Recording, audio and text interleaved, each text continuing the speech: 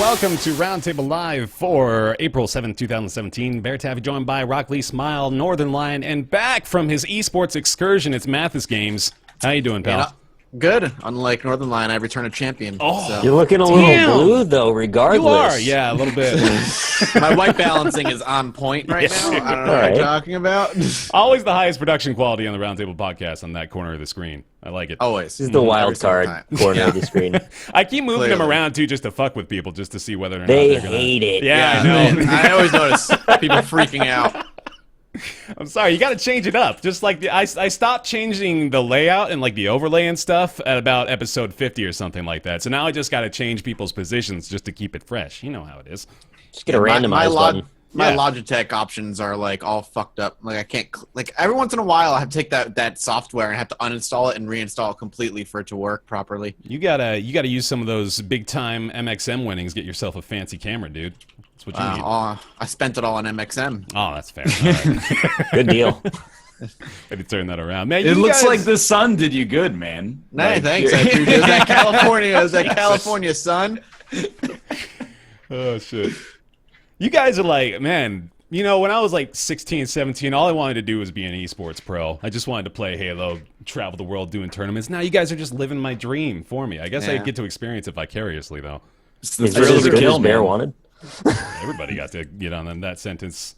And I was in no way at all carried by Dyrus. No, of course not. At all. You played a good support role, right? That was you were critical to the team's success. That's what I like to tell myself. I watched you be a DJ when you were a gorilla for about maybe 20 to 30 minutes. Talking about Grimecraft? That's a great question. You're talking about the game. Yeah. So I was like, they were playing the song, and I do my little dance emote, and he'd do his little gorilla like DJ turntable gorilla DJ. thing. Oh shit! What does that have to do with the game, though? It's just a skin for one of the heroes. Oh, because I thought it was something else entirely. No. Like he got into some other game and he was just like fucking around. Yeah, little known spiritual successor to DJ Hero is going to be NCSoft's Gorilla's Gorilla Hero. You've already inspired that YouTube video. MXM played with DJ Hero controller. I've got to see that happen. It's got to happen. Yeah. Well, for the show today, we've got some stuff to talk about. Microsoft has confirmed and finalized its Xbox Project Scorpio specs. We've, I believe... Nick pointed this out to me. I believe we've actually talked about the Scorpio specs before. It might have even been post E3 last year that they started to release some details. But these are like the final confirmed information. So we have definite things to talk about and also some speculation to make, of course, about the new cycle of consoles. We got a little bit of information from Atlus regarding their restrictions on streamers. Maybe, yeah, I mean, that's kind of the face I make, too. What are you gonna do? Some antiquated stances, to put it lightly, about how their software is being broadcast. So we'll talk a little bit about that, along with Sega's weird stance on Puyo Puyo Tetris as well. TB, Totalbiscuit, and Jim Sterling have gone to visit with Steam to talk about some not some issues, but some changes, some information about the Steam storefront that they have gone into detail about. There was no NDA on it at all, so they've given us all the details, all the goodies. We'll talk about that here today. Gearbox is trying to work with G2A, and now are not, having realized what sort of decision that was very quickly, thanks to the internet, and Totalbiscuit as well comes up in that story too. But have issued an ultimatum, and G2A has not complied. We'll go into details there as well. YouTube TV. Because if you didn't have enough ways to waste time with us lot in your life, well, boy, howdy, we've got another option for you. We'll be talking a little bit about Rain World today as well, Slime Song on the docket, and Yooka-Laylee, as well as PaRappa the Rapper Remastered. Just a gem in the rough there, too. But to start off with, as mentioned, it's Project Scorpio. We've got the deets, yo, and we've got, get this, 6 teraflops of power. 6 pure teraflops power. I actually hate this news story. As the most pro corporation amongst us, I still hate it because I'm looking at this like xbox.com/en-us/project-scorpio page. Okay. And it's like a splash screen of like all the reasons you should care about Project Scorpio, and it's like, check it out. Scorpio engine, the most powerful console gaming processor ever created. A vapor chamber. It uses advanced liquid cooling to ensure it stays cool. A centrifugal fan. And of course, the Hovis method. It uses a cutting-edge digital power delivery system that custom tunes each console's voltage. They put the Hovis in this? Yo, this console is fucking woke. Centrifugal vape nation. Here is what I actually want, is for you to tell me that if I upgrade my Xbox One to this, I won't have to hard reset it every fourth time I turn it on to try to get the Blu-ray player to work so we can watch more Game of Thrones. Did you get a 1S? No, we got like a launch Xbox One. Okay. I got a 1S. It still sucks. Don't worry. God. Like, really? Like, there's 4 points here? Sure. Faster processor, that matters. But, Sure. like, vapor chamber, replace that with, like, it boots. And then number 3, replace with Netflix loads on the first try Hopefully. 99% of the time. Yeah. And then keep the Hovis method, because that's No. I want to learn about the Hovis method. I'm looking it up. You get back to me. Replace that with the Hovuz method, Jay-Z's method for rising to the top of the rap game. Hell yeah. In a cutthroat New York hip-hop industry. This cooling stuff is important, actually, as much as we're joking about it. The Yeah, I fact hate that they're cooling, able to, the fact that they're able to cool a lot more efficiently, that's been a hindrance for consoles for years, obviously. But, like, it doesn't... I don't... Like, we're not all computer engineers, and this is an ad that's meant to dazzle you with, like a vapor chamber. Like, that's... It doesn't...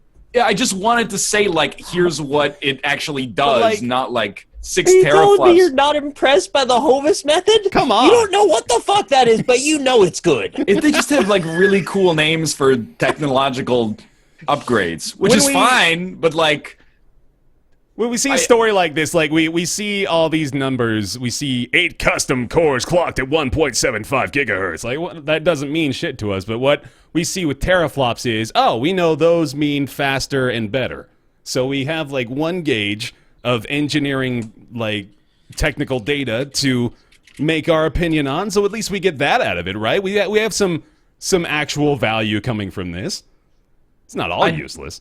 No, I mean, like, I'm sure that all of this stuff does actually improve the performance of the console. I just wish it said that, but I guess it's not it's not a good facing thing to do optically as a corporation, to be like, things going to overheat less now, and your games won't run at 28 frames per second. Instead, they'll run at 29.9. So I was intentionally flipping out as a method of satire because this is exactly the reaction they're hoping to get from people, and it means nothing.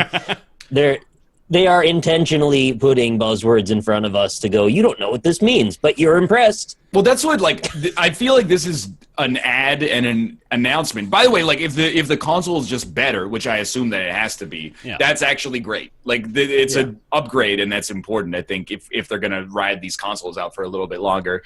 But, like, this entire splash page is like, here's points you can bring up when you get in your next internet argument about which of the consoles is better. You'd be like, well, the PS4 Pro, it doesn't use the Hovis method, and it uses vents instead of a vapor chamber. So obviously the Xbox One Project Scorpio is better. And like, it reminds me of when the PS3 was announced, and they're just like, cell processing. The processing is going to have like 8 or whatever, 9 cells. It's the personification of all those fucking tech videos where it doesn't actually tell you anything, but it's just 45 seconds of the camera spinning around and the fucking new hardware.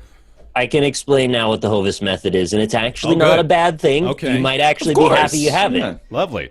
So the Hovis method essentially tunes and optimizes voltages for every single Scorpio engine processor. The point of that being, as you do or do not need the voltage to power your GPU, it's going to remove that in the form of power efficiency, thereby saving the heat that would have been expended at the top. If you're not using the Hovis method, what are you doing? I don't know. I feel like I've either ascended or descended to a different, like, astral plane with respect to this issue. Because I just find myself being like, sure, I mean, that's good, but what do I care? If you make games, I understand that you're like, okay, dude, let's port our next game to the Xbox One because of the Hovis method. We'll be able to deliver, more blah, blah, blah, blah. But for us, just what the ad should just say, it's better. Like you're a 14-year-old kid who's gonna like buy a console. You're gonna be like, oh, the Hovis method. That's why I have to buy this. It's just You gotta like, tell mom though. Mom's gonna be blown away. Here's some actual information that we can garner from this, though. So what we know, based on what we've seen, based on what has been, well, there was actually, I think it was Digital Foundry was the channel that revealed this. So they were able to show some footage, show some actual representation of what the Scorpio can do. And it's able to maintain 4K at 60 FPS, which is pretty damn good for a console. Like, that is actually really impressive. Now, my question is it 4K upscaling or is it native 4K? It's running at 900p upscale. I think it's native, which is, like, really impressive. And if it is native 4K 60 FPS, like, damn, that is pretty fucking good for a brand new home console. It's beginning to get close to the realm of competing with PC, which isn't really something that I was prepared to consider as a possibility, but it's getting closer. It's getting a lot closer. It's exciting, at least. Maybe not, the hard-hitting news story that initially I suspected it would be, but that's all right. Well, the story is like, be skeptical of news stories again. What's holding the Xbox One back is I have never, in using, like, I know the Pro is better, but, like, in using my launch PS4 and launch Xbox One, there's never been a time where I'm like, oh, this console is, like, demonstrably much better than the other one from a technical level. Mm-hmm. Like, the problem with the Xbox One right now is that, especially in, like, the first 3 months of this year, where PS4 has had a lot of good stuff, particularly Horizon, and PC, as always, has, like, a lot of stuff coming out. The Xbox One has had very, very little, and the game library is what kind of holds it back. So something like this means a lot less than a big announcement, like, oh, Halo 6 comes out in 6 weeks or something like that. Sure. So I don't know. I kind of feel like it's necessary, I guess, if you want to keep pace, but I'm very cynical about this, like, technobabble advertisement that really, for a consumer, it doesn't matter if it has the Hovis method. The Hovis method should say, it doesn't crash as much. And, like, the vapor thing should be like, your games don't get as much slowdown. But instead, it's just like, oh, your car's got the new Clover engine, and it's 2% more efficient, so you'll save 10 cents on gas every month. You know what this would do? Sandy Bridge. You know what this would do if they were honest? They would say things like, with the Hovis method, the Xbox will not experience the red ring of death as frequently as it used to, or it's not going to hard crash every 40 days or something like that. I'd hope that there wouldn't be any red ring of death, because that's the best way to solve a problem when you have, like, a name recognition issue like red ring of death. You just get rid of the red ring of death and replace it with a new type of error method. And then no one can say it's got the red ring of death anymore. Yeah, now it's got the blue light of insanity. The blue light of doom. They got the code X-01001X. If you see this message often, please hold the power button for 10 seconds and then turn your console back on. God. Yeah. Error 34. Is that Diablo 34. 3? Yeah, Diablo 3. And then there is, of course, the other part of this conversation, which is it nearly time for consideration for the next generation of consoles, which is a crazy thought to have, right? Yeah. Because we've got Xbox One came out. The original launch was it 2012 or 2013? 2013, okay. And then you've got the One S, obviously really recent still. I believe that was even just last year that was initially put out. And then the PS4 Pro, of course, was around that same time. But we had a very similar experience with the previous generation, of course. With the PS3, you saw the PS3 Slim released at around the same point in the life cycle. Same story with the Xbox 360 Slim. So it's coming to be about that time. Probably later this year, most likely like later next year, we're going to start to see more and more stories about how it's about time for them to step it up again, which... Man, it feels like this one in particular went a lot quicker, doesn't it? Or am I alone in that? It does. It definitely does. And remember, they also did a PS3 Ultra Slim, too, at the end. Yeah, that's right. Mm-hmm. Well, it went quicker because the 360 generation lasted like a decade. Yeah, exactly. True. Mm-hmm. It was the longest console generation I think I've lived through. Alongside the PS2, of course, too. But yeah, I'm thinking that also the Switch just came out, and I'm thinking that is about due for a new iteration of hardware as well, because I've heard that a lot of them are warping now and scratching their screens. Oh God, So, really? I haven't had any of the screen scratching, but ever since I saw the warping thing, I went to go check mine because I don't undock it, and it has a very minor curvature to it. Oh God, dude. It's very, very, very minor, but you can notice it if you hold it straight down, like keep it on a surface. Has it been even a month yet? Well, I mean, the Switch is cool technology, but the problems with that are more like engineering, in my experience. Like, I'm like, this dock, it warps the screen. If you take it out wrong, you can scratch it really easily, and you can put the thumb, or not, whatever you call the attachment, you can put it on backwards, and it gets almost like indescribably stuck, and you're just kind of like, well, that's like, actually, it's like you put the Lego piece on wrong, basically. Like, that's a form factor issue, but You need to sell you a pry bar to get it off. I'm not cynical about the Switch yet, actually. That's good. That's be cool. honest, I got you covered. I'll take over. But I also have not played anything on it still, so there's a long way to go. Still no Breath of the Wild for you, huh? I don't feel the compulsion. Like when I'm hungry, I don't want to eat. I have to eat. And I actually, sometimes I feel that way if it gets like 11:30 p.m. I'm like, I feel like a spiritual pull to play PlayerUnknown's Battlegrounds. Like, something in my brain is short-circuited and broken, and it's like, you got to play PlayerUnknown's Battlegrounds. Nothing in my soul makes me want to play Zelda. And maybe I am a deficient human being because I understand that it's awesome, but I can't motivate myself to do it. So there's a spiritual pull to play PlayerUnknown's Battlegrounds. I wish that I could explain it in a more erudite fashion. It's called video game addiction. Right? That helps me understand, though, because I didn't realize it was a spiritual pull. I'm going to just have to back off and let you have your spiritual pull. Sounds like me back in, like, the Wrath of the Lich King days. No, Mom! It's a spiritual pull. I have to raid tonight. I am the lead warlock DPS. It's a spiritual thing. Well, that's an organizational obligation. Yeah. Yeah, You have a depending responsibility on you. to your raid party to be in that role, man. That's true. I should It's use going that. on your resume someday. Yeah. True. That true. we joke, but come on now, that's becoming increasingly common, I'm sure. Raid leader in a WoW guild, that's top tier shit. For real. If that got anybody a job, I'll fucking piss in my mouth. I mean, what and does drink get it. people a job in this economy? Am I right? If that got anybody a job, I'll piss in my mouth and drink it. you gotta escalate up to that point, dude. You can't just jump straight to that defense. I'm not gonna piss in my mouth and then spit it out in the sink. I'm gonna piss in my mouth and drink it. I just wanted to, make sure I got that out there. I guarantee chat is already filled with folks providing their anecdotal experience of acquiring careers. I also I never felt the pull to play A Link Between Worlds, and then I played it, and I was like, this is really good. I played it for like 8 hours, and then I put it down, and the pull never came back. It's like it's a masterpiece, but I was just like, I don't really want to play it again. Is that just a getting older thing? I don't know if it's. I'm not naive enough to think that it's like just me, but I don't even think it's getting older. Like, it's not like, I'd rather do my taxes than play Zelda. I'm just like, it's like I know if I pick it up, I basically just spent like 50 hours. Right. And I'm like, that's a big cost. Yeah, I How look much you put at into Monster Hunter? Probably like maybe 50 to 60 hours total. You guys remember that South Park episode where Stan woke up one morning and then everything started turning into shit? Yep. Like, everywhere he looked, everything just was shit. And he couldn't hear the music anymore. It was just people farting. Right. Like, I don't think that was that far off in some ways. We just become increasingly bored by things that become common.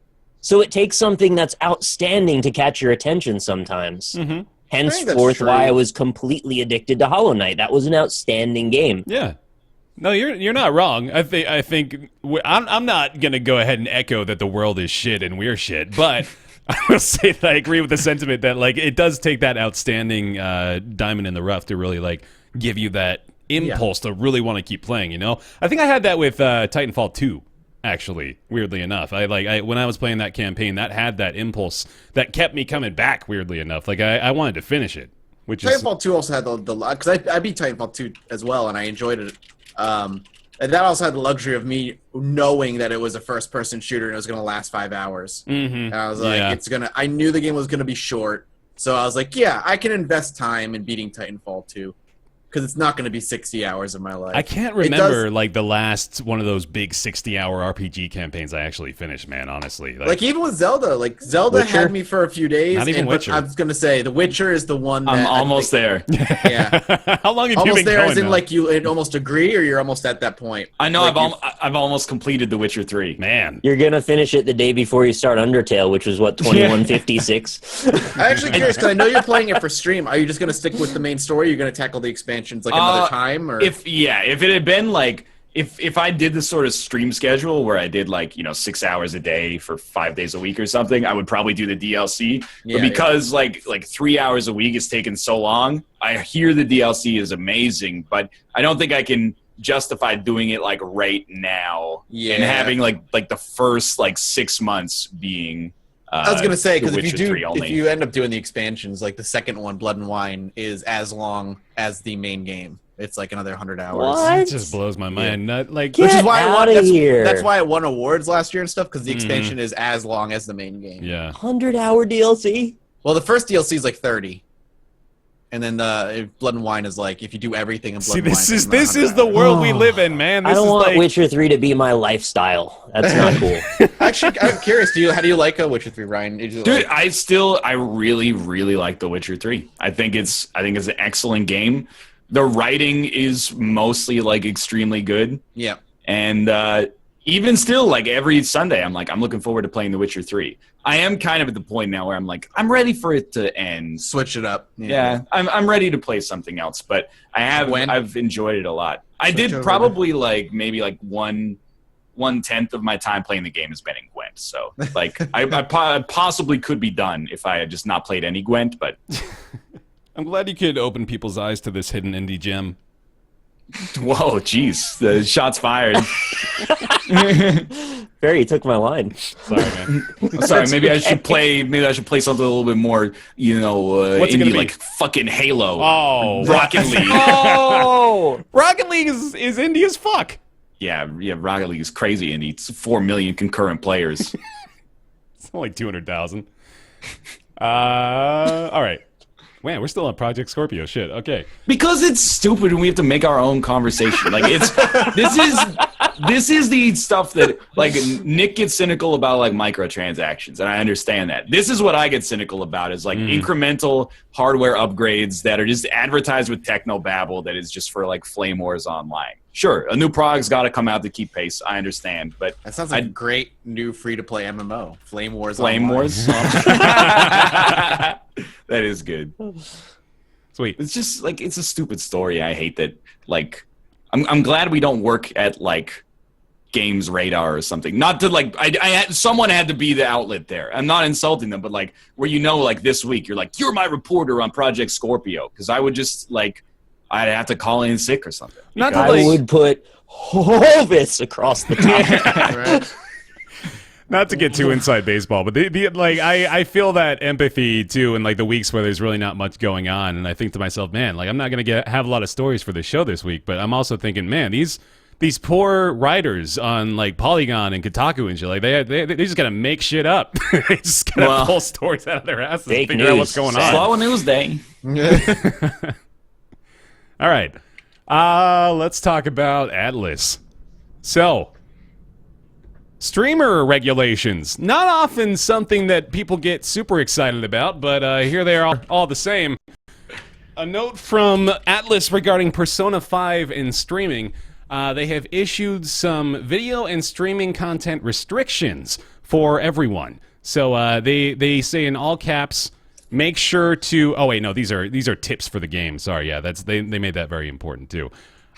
So, first of all, the big one is please limit video content through the in-game date of 7/7, July 7th, which people have said is about the midway point through the game. So there's quite a bit left beyond that point initially. There's also some other restrictions they've listed.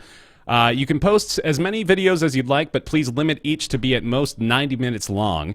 No major story spoilers, and I'll leave that up to your good judgment, which is... That's the most non-statement. Yeah, that literally means nothing. If you need some guidelines, avoid showing/spoiling the ending segments of the first 3 palaces, and also avoid just general information like boss fights, big story spoilers, things like that. You must not focus solely on cutscenes and animated scenes. You should prominently feature dungeon crawling and spending time in Tokyo. And you can post straight gameplay or have commentary. That's up to you. You've got that freedom.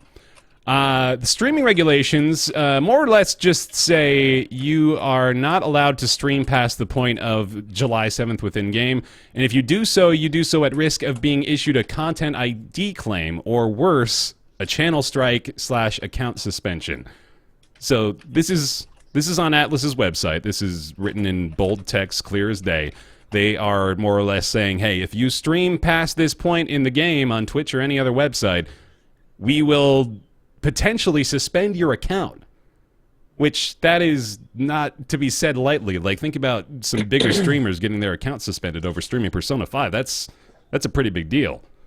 I want to ask a question that I haven't seen anyone else ask yet about this specific thing. Sure. And that is there use of the Content ID system or, Millennium Takedown Act stuff, is that even reasonable, or is this like, are they doing the same kind of thing as like shady developers who want to stifle critics?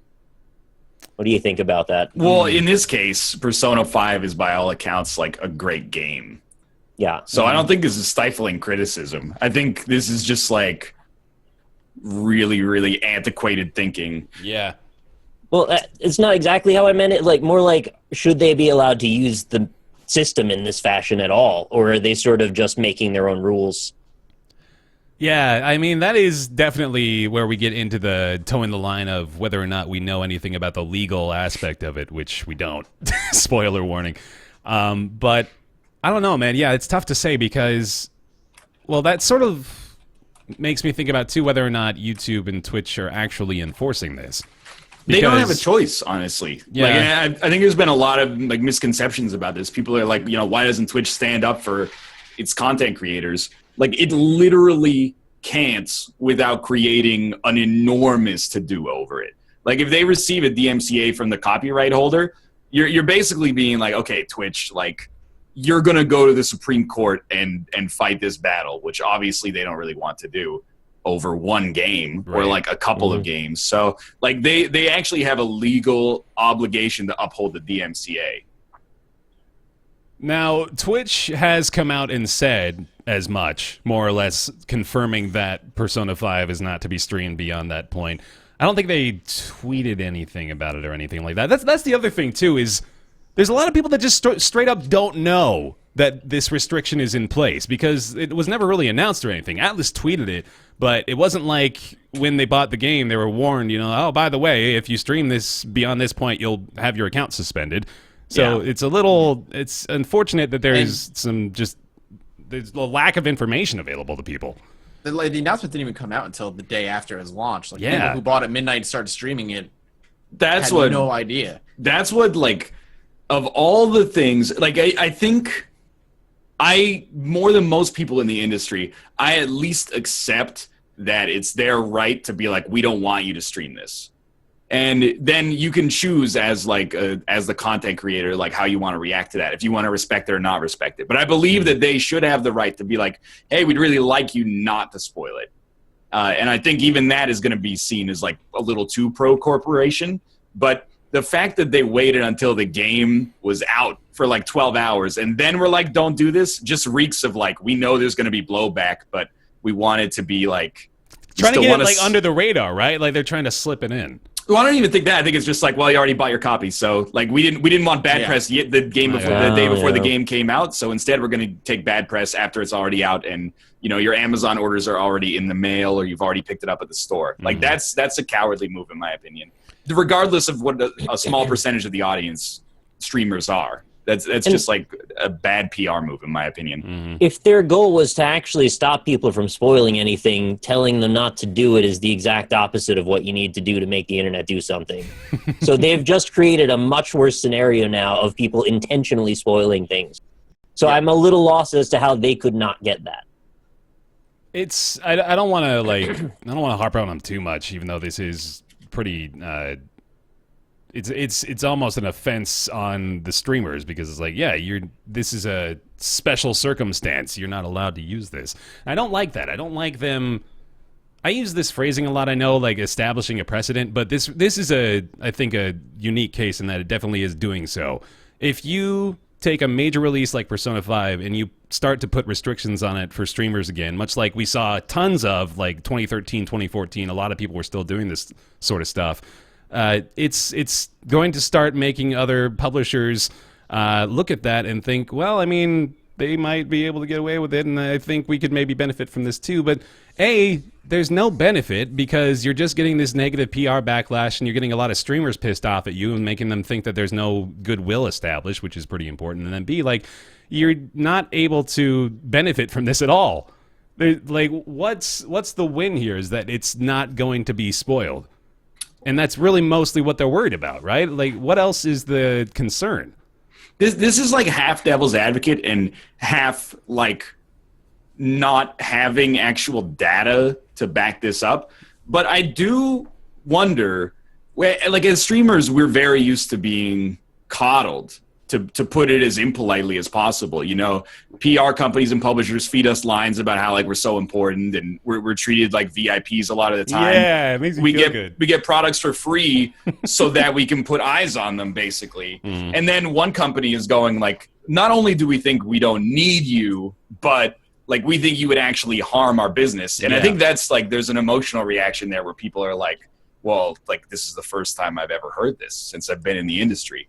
But I do to some extent wonder, like maybe for games like that are incredibly story-driven, spoiler-heavy games, stuff like Telltale. I don't know about Persona because I don't have personal experience with it, but you know, I know there's more quote-unquote gameplay in Persona than there is in a Telltale game. Maybe it is a net negative. I'm not saying that it shouldn't be allowed to be streamed, but maybe it actually does hurt sales because we don't have data on it. Yeah, maybe it doesn't, though.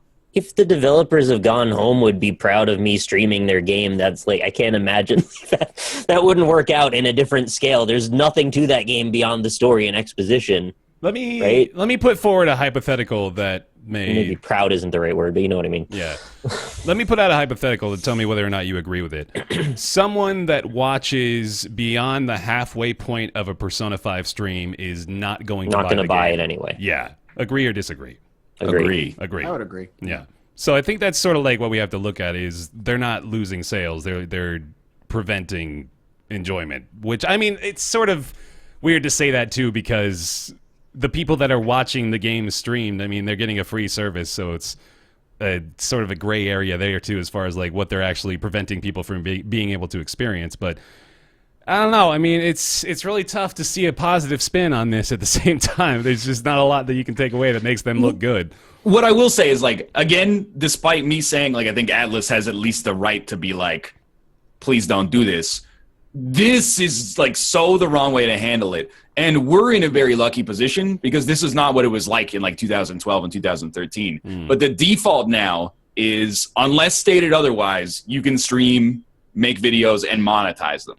We went through like a little crisis in 2013 where you'd have to like email a developer and they'd be like, I give you permission to monetize, or they'd have like a link on their website. But now there's like inertia. That's the way it goes unless stated otherwise. Yeah. So for Atlus to, and I know it's again the Japanese parent company, but for them to be like, we're going to go against that. We're going to issue like an edict that says you can't do business as usual. We're going to do it the day after it's already out, probably after you've told, you know, your dozens or hundreds or thousands of fans that you're going to do this, is a really, really bad way for it to happen.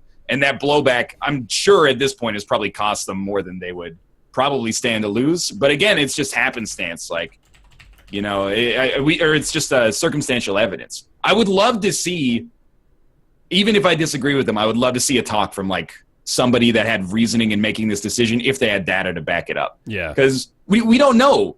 I think for a lot of games, like Isaac, no doubt. Streaming has like done a lot of amazing things for Isaac. It makes people want to buy the game themselves and play along. Mm-hmm.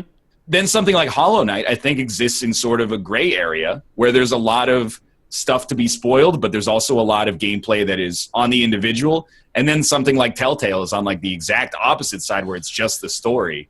And I would love to see how like many people at each step of that spectrum would feel about it, honestly. Yeah. Hollow Knight is definitely interesting just because it is a story-driven game, but the game I had not really heard of until people started playing it. So I'm curious, though it was story-driven, a lot of its publicity, at least for me, came from you guys playing it and other YouTubers like loving it and chatting about it and doing series on it. Right. Outside of that, I wonder if a lot of viewers would have even known what the game is. Like Persona 5 doesn't need that exposure because Persona 4 is such a fucking loved JRPG and it's been almost a decade since Persona 4. But if Persona was not so well publicized, people didn't know what it was. I wonder if they would hold that same stance. So the whole argument just comes down to supply and demand. They don't. Really. They don't need us. Yeah, it's possible. And I mean that is another facet of where I was trying to refer to this is I don't want to allow this to be a special snowflake scenario in which all those other games they could get spoiled, but this is Persona 5. We can't possibly allow them to spoil this one. This is such a unique situation, but. No, we can't ever let the line start somewhere. It's got to be all or nothing. It's got to be everybody is free to stream, to make coverage as you will. And like you said, like a few years ago, there was a lot of call to action about this. And there was even, I forget if there was a website or something that did it. I think it was even Vlambeer that did this. Yeah. They created that website where you could like automatically create permissions for YouTubers and streamers to be allowed to stream your game, which was really helpful. And that I think sort of started the wave as well for people to be more and more comfortable with that. And I don't want to, this is at the risk of sounding racist, but you mentioned like Atlus and the Japanese parent company, right? Sega, we're going to talk about in a second as well, are having some weird streamer restrictions. And of course, Nintendo has always been weird with their limitations they place on YouTubers and streamers. Is there Konami also? Yeah, Konami as well. Like, is there a Japanese Twitch TV equivalent? Is there a website that they use? Nico Duga. Nico Duga. I think I've heard of that too before, but I wonder if like they have any sort of extreme restrictions on a lot of Japanese titles or like Japanese exclusive I guess titles. the rules are the same for Persona in Japan. Like when it launched 6 yeah. months ago, they could not stream past a certain point. Mm-hmm. So I wonder if that's just more common over there, or if it's, like a more Western thing that we're more open with it or something. I think the momentum that we've seen regarding the legality of what we do it's not quite translated equivalently over there. Mm-hmm. And I believe the momentum and the inertia is still more on the publishers and the developers side toward protecting their IP. Yeah. Dude, I really... The press release from Atlus rubbed me the wrong way, like so much too. Like the way the press release is written is like, I find almost comical. This being a Japanese title with a single playthrough story means our masters in Japan are very wary about it. I know. I read that reeks of masters. Like, yeah, it reeks of like the American company being like, we fucking tried. Like I understand that they're leaving like coded language that is like we know, but like first can you just say like bosses and not be super weird about it? Well, no, they could mean it though in like the Japanese sense that they're like the subordinates. Not Japanese though. Yeah. This is like they work with Japanese people all day, so I guess some of that culture's bled through. Yeah, but you're a PR company like putting out a localized game in the Western market. I don't disagree with you. It's your just press release should, Atlus Senpai told us we shouldn't let you stream this, right? Like, While we're talking about this too, just another little weird note for this is that Sega is actually announcing streaming restrictions with Puyo Puyo Tetris, if you can believe it. Saying that, well, actually, let me add a little aside here in that Sega has confirmed that this restriction does not apply to the North American version, so you're all free to do as you will. However, there are video uploading guidelines for the game, saying that you can upload your Puyo Puyo Tetris clips on your personal and non-profit blog homepage and Twitter only. And I don't believe you're allowed to monetize, so there's an interesting one. Good job, Sega. Why? I don't understand. Can I put them on my I don't know. Giphy account? They're also That they're is so worried about good. spoilers, man. It actually Like- does say no spoilers for the Puyo Puyo Tetris For crossover. Tetris.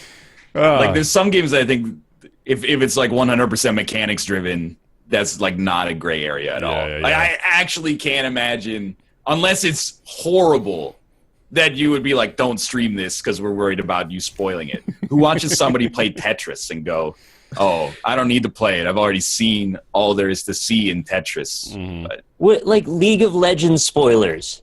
What if that was the thing? You can't stream it because we don't want you to know what happens if you storm the fountain or whatever equivalent they have. Like, what are you talking about? You guys are wacky. Yeah, I would silly. the one thing I will say is I have seen like a lot of streamer blowback on this, and I understand it because it is almost like taken as like a threat against your livelihood. Yeah. But I don't think this sets a precedent because all of the reaction I've seen, even from quote unquote like old media, is like, this is the stupidest policy you could ever make. The game's been out in Japan for 6 months. Like, you wanted a spoiler, you could just Google it. It's a lot, easier to do than wait 40 hours for somebody to get to the spoiler you're waiting for. But, like, I do think that if the game is great and you're interested, you should still buy it. I don't think it's supporting a bad business practice, and a lot of people may disagree. But I still buy Nintendo products. I think we all still have bought Nintendo products within the past year or so, even though their YouTube policy is super backwards. They haven't turned the Sauron's eye to Twitch yet, thankfully for everybody who's playing that stuff. But, maybe it's a matter of time, maybe it's not. But I think that Nintendo largely makes good games, and when I'm interested in them, I buy them. But I would hate for Persona 5 to be ignored by some people that would love it just because of this silly decision. Yeah, and I don't think that's happening either. I think you're right in that, like, the majority reception has been, this is fucking stupid, and streamers are just doing it anyway. They're just streaming irregardless of their restrictions. I would never do that, but I'm glad that they're doing it because it totally forces Atlus's hand. Yeah. That Atlus has to actually be Ban the everybody bad guy. or Yeah. just fuck off, basically. So you can't just be like, hey, don't do this. Now you actually have to be like, are we going to fuck up that man or woman's career Right. over this? And then like, that you thought the blowback was bad before, like it's going to be worse now. Yeah, you give me JP an account suspension over streaming over half of Persona 5, you're going to get a fucking nightmare, that's for damn People sure. are going to be very, very unhappy, Yeah. I think. I'd want to mention, since it's sort of along the same lines, I have actually gotten in press requests for codes and stuff from Arc System Works. They've asked me don't stream the story mode to certain fighting games. And that personally doesn't bother me at all because I mostly don't care at all about the story mode in fighting games. I'm there to play the fighting game. You're right. But that did strike me as a little odd. Like, do you care that much about spoiling the story mode in that? So again, it's another Japanese developer. So, I don't know, there seems to be that thread running through the whole deal. That's the one constant I can see is that it seems to be just a lot of, again, at the risk, it's just a lot of Japanese companies are doing this sort of stuff. Well, we had that for Dark Souls 3 as well. When they gave us like it was a year ago, so it's ancient history. But like, if you got a promo copy for Dark Souls 3 from Bandai Namco, they were like, "Don't stream past the what's the Abyss Watchers fight? Don't stream past the Abyss Watchers." Right. But if you just went to the Japanese, or you changed your PS4 to be in Japan, you could just buy it and then stream like all the way through the game, and then Bandai Namco was like, well, we don't know what we're doing to some extent with this. So Was that them that was also like, don't tell anyone that you have the game? Or was that something else? I get that periodically. The bigger a company is, and I find this is maybe regardless of like their region. When I get like a huge AAA game, they're like, go offline on Steam when you play it. Because we don't want anybody to know that copies are out there. I've even had to install a piece of software to run an early copy of a game. Damn, He's talking dude. about Portcullis. Yeah, that's the one. Good old TK? Yeah. I was That's the a only real one weird left thing, out just on to that one? Come on, man. You can't all have the Copy, same joke. protect their early copies of games. Yeah. Whatever. All right, well, there we go. Of course, the other option you have as a streamer is just to not stream games that have these sorts of restrictions, and then they see the side effect there, too, don't they? What are you going to do, though? All right, let's go to TB and JS visit Valve, because that's the only way I can get it to fit in the topic box. Nice kid story. Yeah. Totalbiscuit and Jim Sterling have gone and had a visit at Valve HQ, and they've brought back quite a bit of information about the Steam storefront and changes upcoming in the future. There is an hour-long video over on Totalbiscuit's channel. I actually listened to the whole thing. It's quite good. It actually gives quite a few details, summarizes a lot of what was going on over there, and none of it is under NDA, so he's able to divulge into the entirety of it, so I recommend giving that a listen. But here's the bullet points, more or less, the breakdown of the big things that they've discussed here. First of all, Steam is really looking to improve the store recommendations front. They have a goal to make the storefront only show games that you're interested in. And that is very specific language. They don't want any games at all to leak through to your storefront or like your discovery queue that you have zero interest in. They're looking to really hardcore optimize that to make it a lot more effective. They're also looking to more or less replace Greenlight, I guess. Apparently, according to TB, they recognize that as a failure more or less out of the gate, I guess. So yeah. They're looking to make some improvements there. Again, in a similar vein, trying to make sure that you are only seeing games in the Steam Direct that you are interested in, that you would actually want to get. They're going to add an Explorer system, Steam Explorers, which is similar to Curation. I guess it's a new system that they're going to be trying out, which is meant to incentivize folks to try out games that had low sales or try out games that were more or less hidden gems that maybe would do well to have a little bit more attention on them. So that's kind of a cool system as well.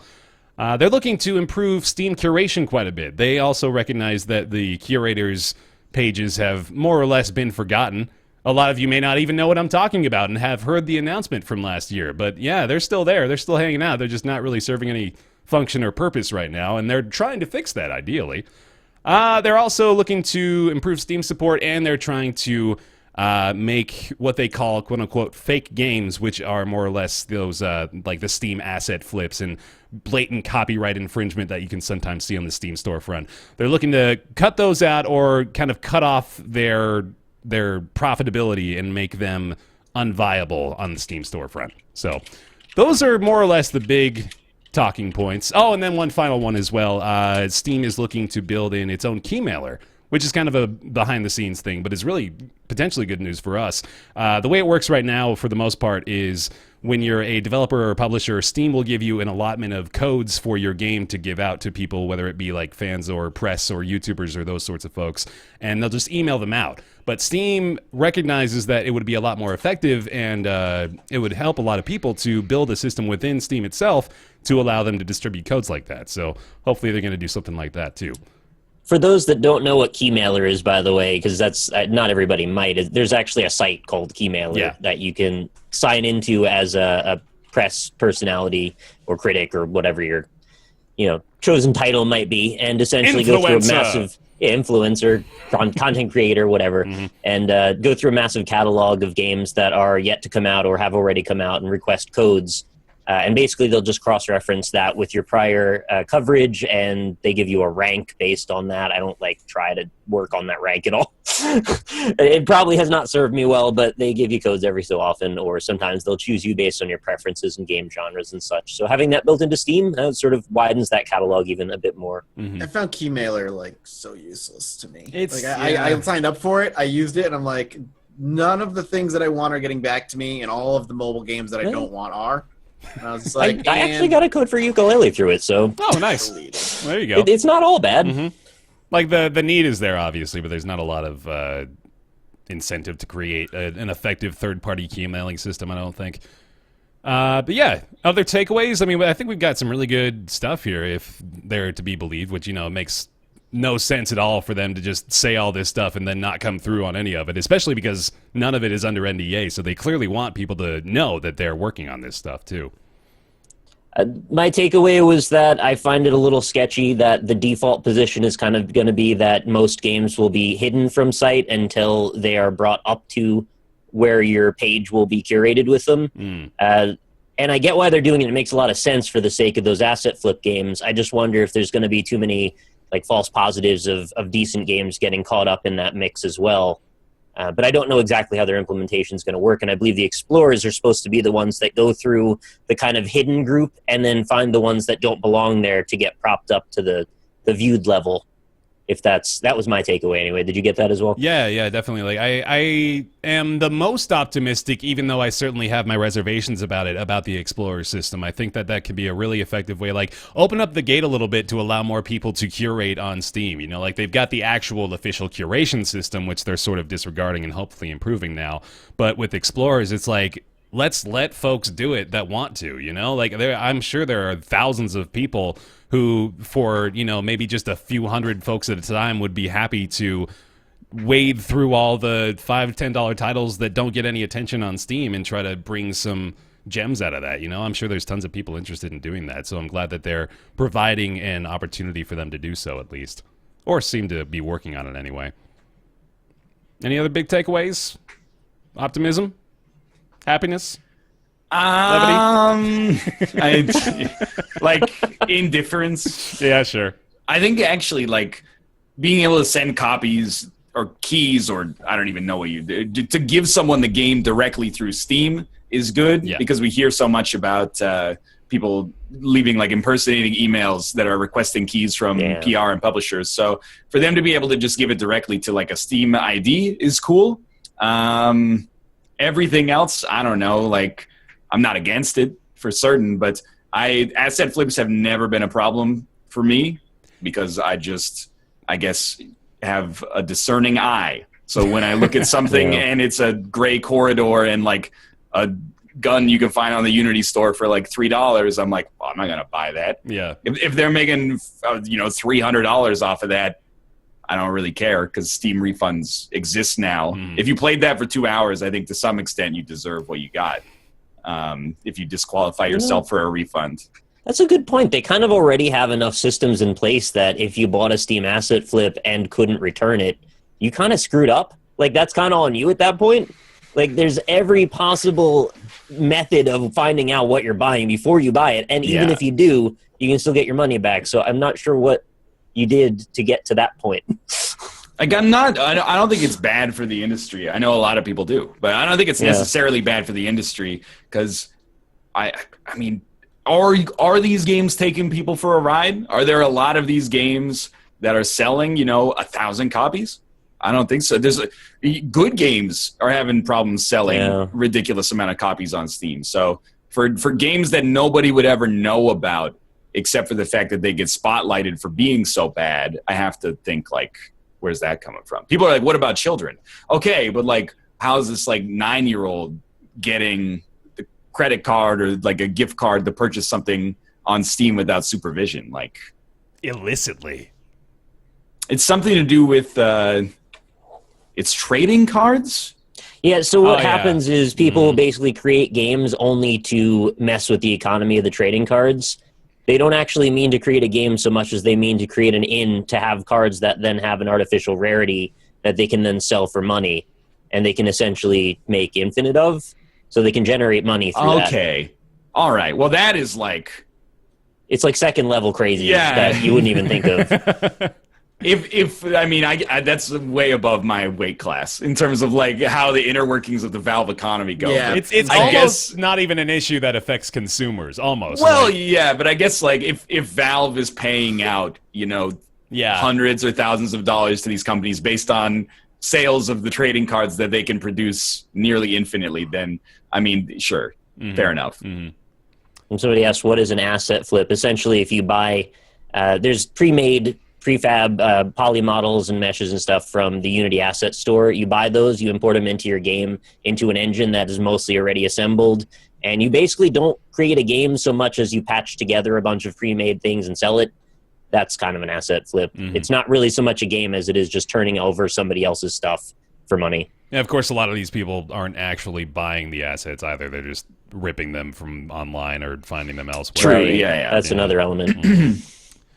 And then, like, apart from that, Steam Explorers is a good idea in the sense that, sure, if a game that is great got passed up, then it's good that it has a chance to rise again.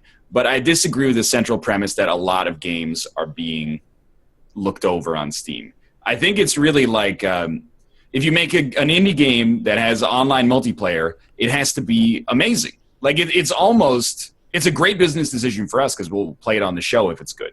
But if you're looking to have like a robust online community, I think there's just not enough people to go around. So if your game is like a 7 out of 10, I think the idea of Steam Explorers getting it to the point where there's like a self-sustaining community is unlikely. Let me put it that way. Unless the game is great.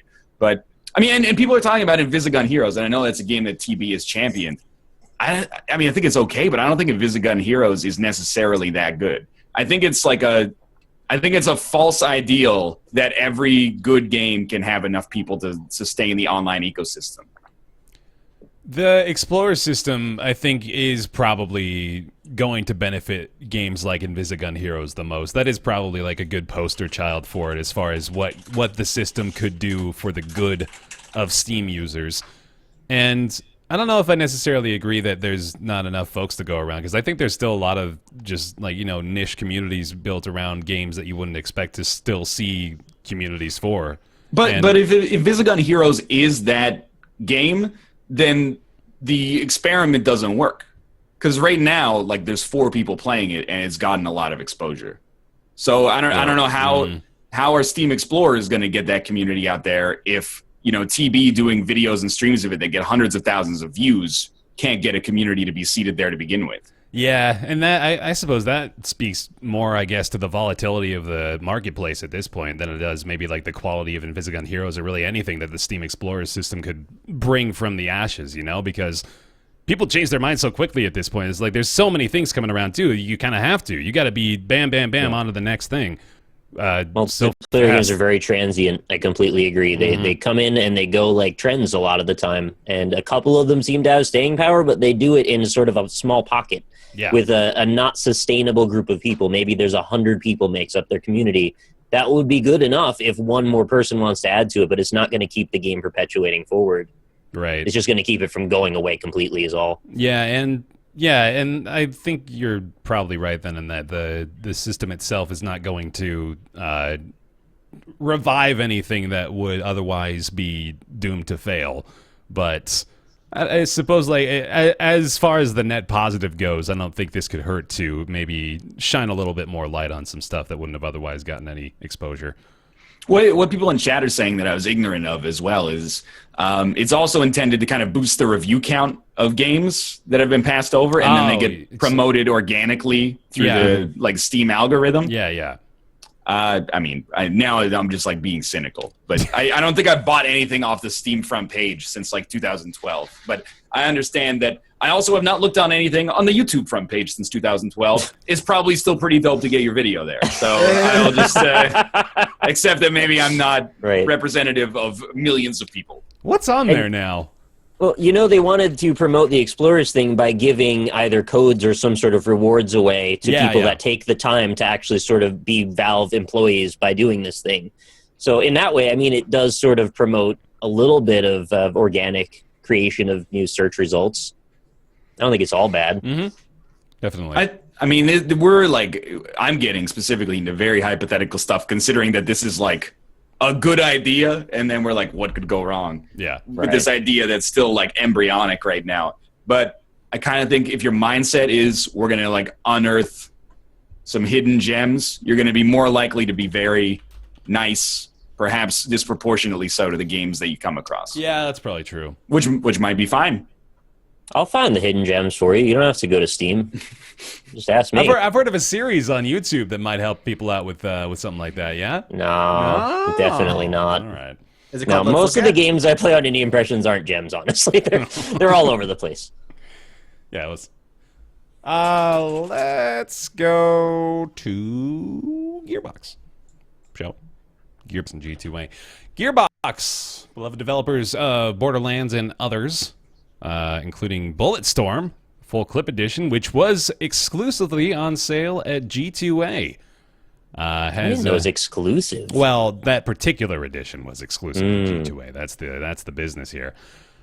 However, that partnership is kind of coming under fire over the last week or so, as Gearbox apparently was unaware of the notorious history of online seller G2A. And if you're not aware yourself, let me just give you the synopsis. Well, I'm not going to be able to give a very good synopsis. Is anyone more familiar with the G2A stuff? Because to be honest, I've not looked at the actual specific details of where they've committed this sort of it's not fraud, but they're providing more or less a storefront for illicit keys.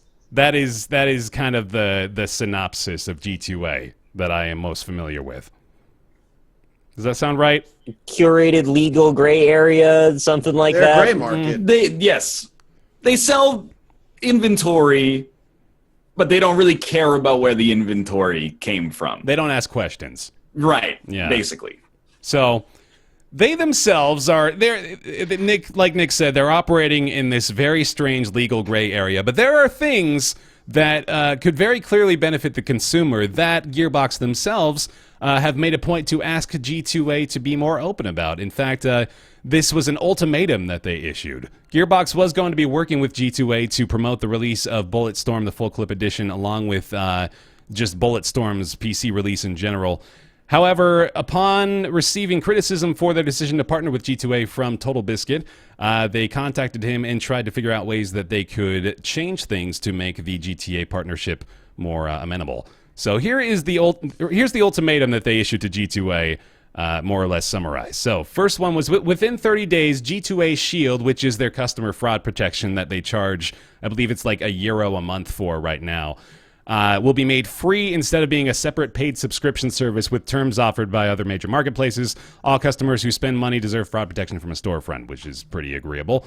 They say within 90 days, G2A will open up a web service or API to certified developers and publishers to search for and flag for immediate removal keys that are fraudulent. Makes a lot of sense. Within 60 days, they'll implement throttling for non-certified developers and publishers at the title, user ID, and account payable levels for a fraud flagging process. Certainly agreeable too. Also, within 30 days, G2A restructures its payment system so that customers who wish to buy and sell legitimate keys are given a clear, simple fee structure that is easy to understand and contains no hidden or obfuscated charges. So these all sound pretty pro-consumer. These all sound like good deals. Sounds like stuff that G2A should probably be on board with as a legitimate key seller online. Nope. G2A does not want to do it. They have not come through on the ultimatum. They have more or less forced Gearbox to rescind their initial partnership offering. They're in the process of it right now, although they have not completely severed ties with G2A at this point. But this is just... It's the weirdest issue because you hear the ultimatum and you're like, that's good. I would like if G2A did that. Exactly. Yeah. But it rings super hollow for a couple of reasons. One is like, I mean, you signed the contract to work with them. And then after you signed it, you're like, all right, we're not going to work with you unless you do this. That's what you do when you are negotiating the contract. Yeah. You don't sign the contract and then be like, we're going to rescind this unless this happens. Like, it's just a backwards way to deal with things. There's two possibilities then, which was A, Gearbox didn't research G2A very well before working with them, or B, Gearbox was aware of G2A's history and decided to work with them anyway. And but that's like some 5D chess shit that I don't buy for like a second. It's like if you ever make a mistake and then try to like backpedal or turn it into a positive thing, you're some kind of mad genius. This strikes me as like falling down the stairs and then being like, oh, like we're getting some bad PR because we're working with G2A, and then they're like, well, we're gonna engineer ourselves out of this situation and make us look like the good guys. Yeah. But then the second thing is like also you have no leverage with Bulletstorm. Not to be rude to Bulletstorm, a game that I had an okay time playing the demo with at release. And when I saw it at PAX, I was talking to Mathis. I was like, I'm kind of interested in that. And then Mathis was like, why? And I was like, wait, kind of a good point. I played the whole thing when it came out. I actually really liked it. Yeah, all right. But I'm not going to buy it again because I still own it. That's the, that was the my problem. question to Ryan. I was just like, but it's just the same game with Duke Nukem instead. Like that's. I don't want like, Duke Nukem. I think that makes it worse. You're like, yeah, you're right. And I was like, all right. But it's like You're Good not. conversation. This is not like Grand Theft Auto 6 being like, we're not going to go on Steam unless, you know, Right. blah, blah, blah. This is you being like, it's like PaRappa the Rapper Remastered, being like, we're not going to go on the Sony store unless, you know, blah, blah happens. So, Yeah. like, it's just a really weird situation where you're like, I'm with you. I'm glad that somebody's putting pressure on G2A. I think it would mean more if it was a bigger title, and it would also mean more if you hadn't sort of signed on to them to begin with. But if you hadn't done that, maybe we wouldn't have any story at all, and maybe the end goal of the 4D chess checkmate here is raising more awareness of G2A's shadiness, in which case, that's fair. But you kind of got like two companies with dubious reputations duking it out right now in a way that is very strange. Duking it out. Nice. Mhm. Good stuff. So clever. 5D. Yeah, I do kind of fail to see a situation in which it's the latter of those two situations as well, and that Gearbox must not really have done their homework on this one and are kind of just scrambling to make good on the situation at this point. And it is just sort of like it while it may not have been the most impactful company to be able to do this, or the biggest way to paint G2A in a bad light, this is, I think, it's good at least that we got some confirmation out of it that G2A is not actually looking to make their service more consumer friendly. They do not seem to have any inclination whatsoever to really follow through with this. They like the official press speak for it is they are in talks, and they'll be talking with them throughout the weekend to try to come to terms on what a potential agreement could look like. And, you know, honestly, like, it might end up that under the radar next week they just sort of work out a deal anyway, and things just sort of happen and we stop caring. I kind of expect that might happen. But at least we now have pretty solid evidence that G2A is just looking to keep doing things the way they are. They don't really want to clean up their act all that much. And why wouldn't they, honestly? Like, do they not make money from it being the gray area that it is? Isn't that the point? Well, yeah, they do, exactly. Yeah, and like they make a shitload on the G2A Shield charges. It's €1 a month, but you think about that over the course of hundreds of thousands of accounts that are registered with it, possibly. And then, of course, there was the third section of the ultimatum as well, which was to implement throttling. The fourth section, which was to restructure its payment system, so they are given a clear, simple fee structure that is free of hidden or obfuscated charges, which has been another gripe that folks have had with G2A, those weird, like, little 12-cent fees attached to things. You know, like, they just sneak that shit in there. So, yeah, it's just... It's a weird silver lining to draw from this story, absolutely, but suffice to say, we know G2A ain't changing shit. Well, if you want to, like... create change within G2A or, like, render them irrelevant, I hate to sell out, like, our own kind, but you know who's easy to lean on is streamers and YouTubers that still support G2A by having sponsorships. Everybody knows G2A is very, like, non-dev focused and is harmful to the ecosystem on that level. But the reason that people are still with them is because they pay like crazy. Yeah. So the fact that, you know, you get everything has its price. You're like, there's going to be some blowback here, but it's worth it because they're paying me, you know, $5,000 or $30,000 or $100,000 a month. So if you really want G2A to stop, this is okay. It's like it's a measure that gets some awareness of their backwards practices, but you can also, like, lean on streamers a little bit and be like, hey, stop supporting this shitty company. Mm-hmm. I really like the idea that this was a complete engineered idea from Gearbox to expose G2A. Oh, yeah, dude. That's great. Let's live in They that did this reality. all That's a on happy purpose. place. Step by step, 12-step plan. Definitely. To gape them open. Fucking exposed, man. Got them. They're on Content Cop. All right. Let's go to YouTube TV. Finally, live TV made for you. It's YouTube TV. $35 a month, live TV streaming from ABC, CBS, Fox, NBC, and popular cable networks. You guys signing up? No, all right. Listen, all right. Like cable. I know it's really easy to be super cynical about this, It but is. I It actually is. walk away from this with a more positive Good. spin on it. Tell me about because people are already don't fucking go to their more and more people are staying on their computers and they're watching their TV. They get their news from their computers. They don't watch the TV anymore. They if they want to watch TV shows, they're on Netflix or their HBO Go or whatever. This is just the next logical step in stepping away from your cable box and consuming all of your entertainment through your PC. Mm-hmm. And I'm not saying it's going to be an explosive thing that's going to be huge and popular, but it just makes sense. Like, it's the next step. And I'm not going to sign up for it, but that's because, you know, like, I don't really watch too many TV shows in general. But yeah, I think this is just a... I don't see the problem here. I guess. No, I was definitely being a little overly mean. I get that for sure. But I know there are people out there who be like, "What YouTube TV? Stupid." It's like it probably makes sense. Mm-hmm. How many people get their news from going to the YouTube channel for NBC or CNN or whatever and just watch their YouTube clips or whatever, or John Oliver's YouTube channel? Mm-hmm. You know. I get my news from Beyonce Vivo. Smart, honestly. Yeah. Unbiased.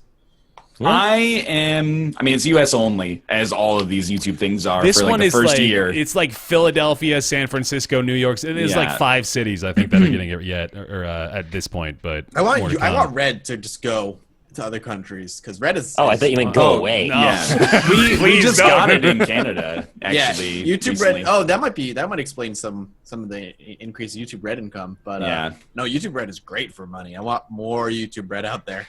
If I could get, I mean, it's a long way away now. If I could get like my local sports affiliate, I would pay.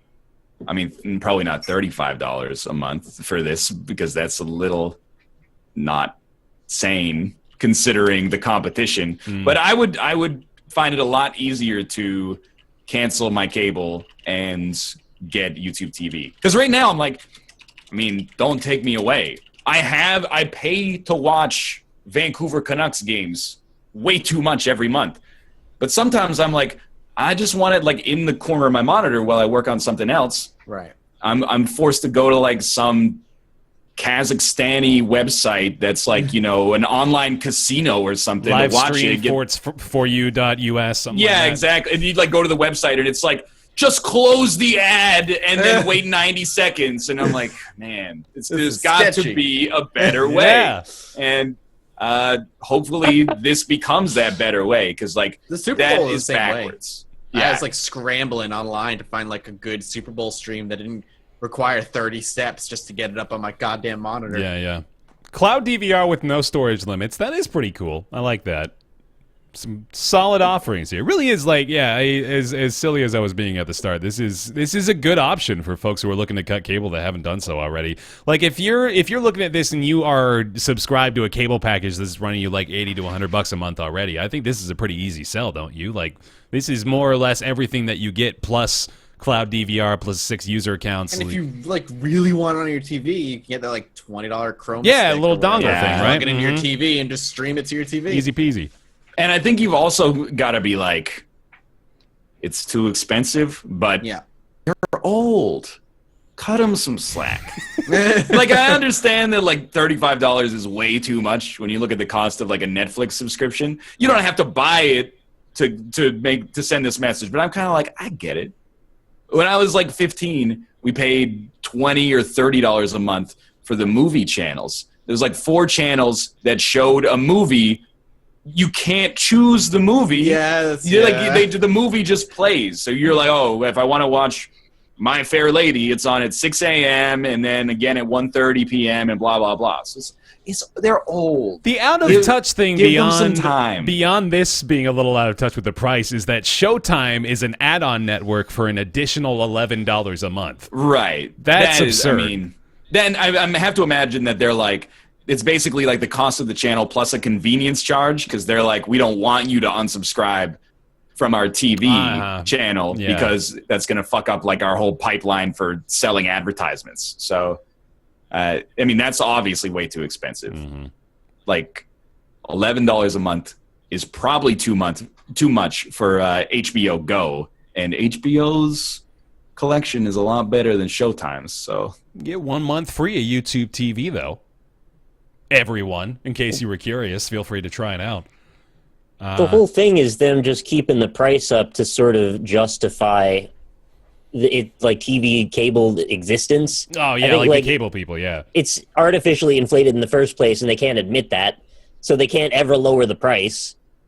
Yeah, they really got cable's like it's alive because all of the TV providers are also bundled with internet now. Yeah. So like that's a distribution model that I think is very much on life support. Mm-hmm. And they built everything around that inflated price too. So now if they tried to take it away, it would collapse the whole thing on top of it.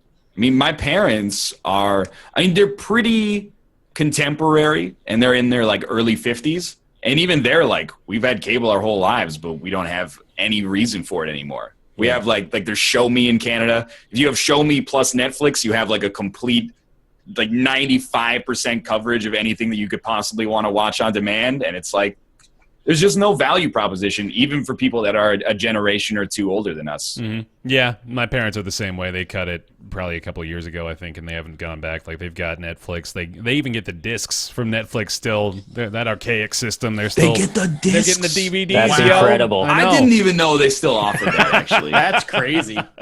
Somebody at Netflix puts a disc into an envelope and mails it to them. Well, I think it's probably a robot at this point. It's one of those red box systems. There is a man driving a truck with a DVD in the back of it to your parents to put it in the DVD akin to player. a United States Postal Service delivery truck. They've got all the Netflix. robots going That like is this. amazing. I want to see the little Netflix truck driving around in the streets, man. That would be fucking cute. What's funny is that like 10 years ago, that was pretty futuristic. Yeah. You were like, I can get any movie I want. It'll be here in like 3 days. I don't even have to leave the house.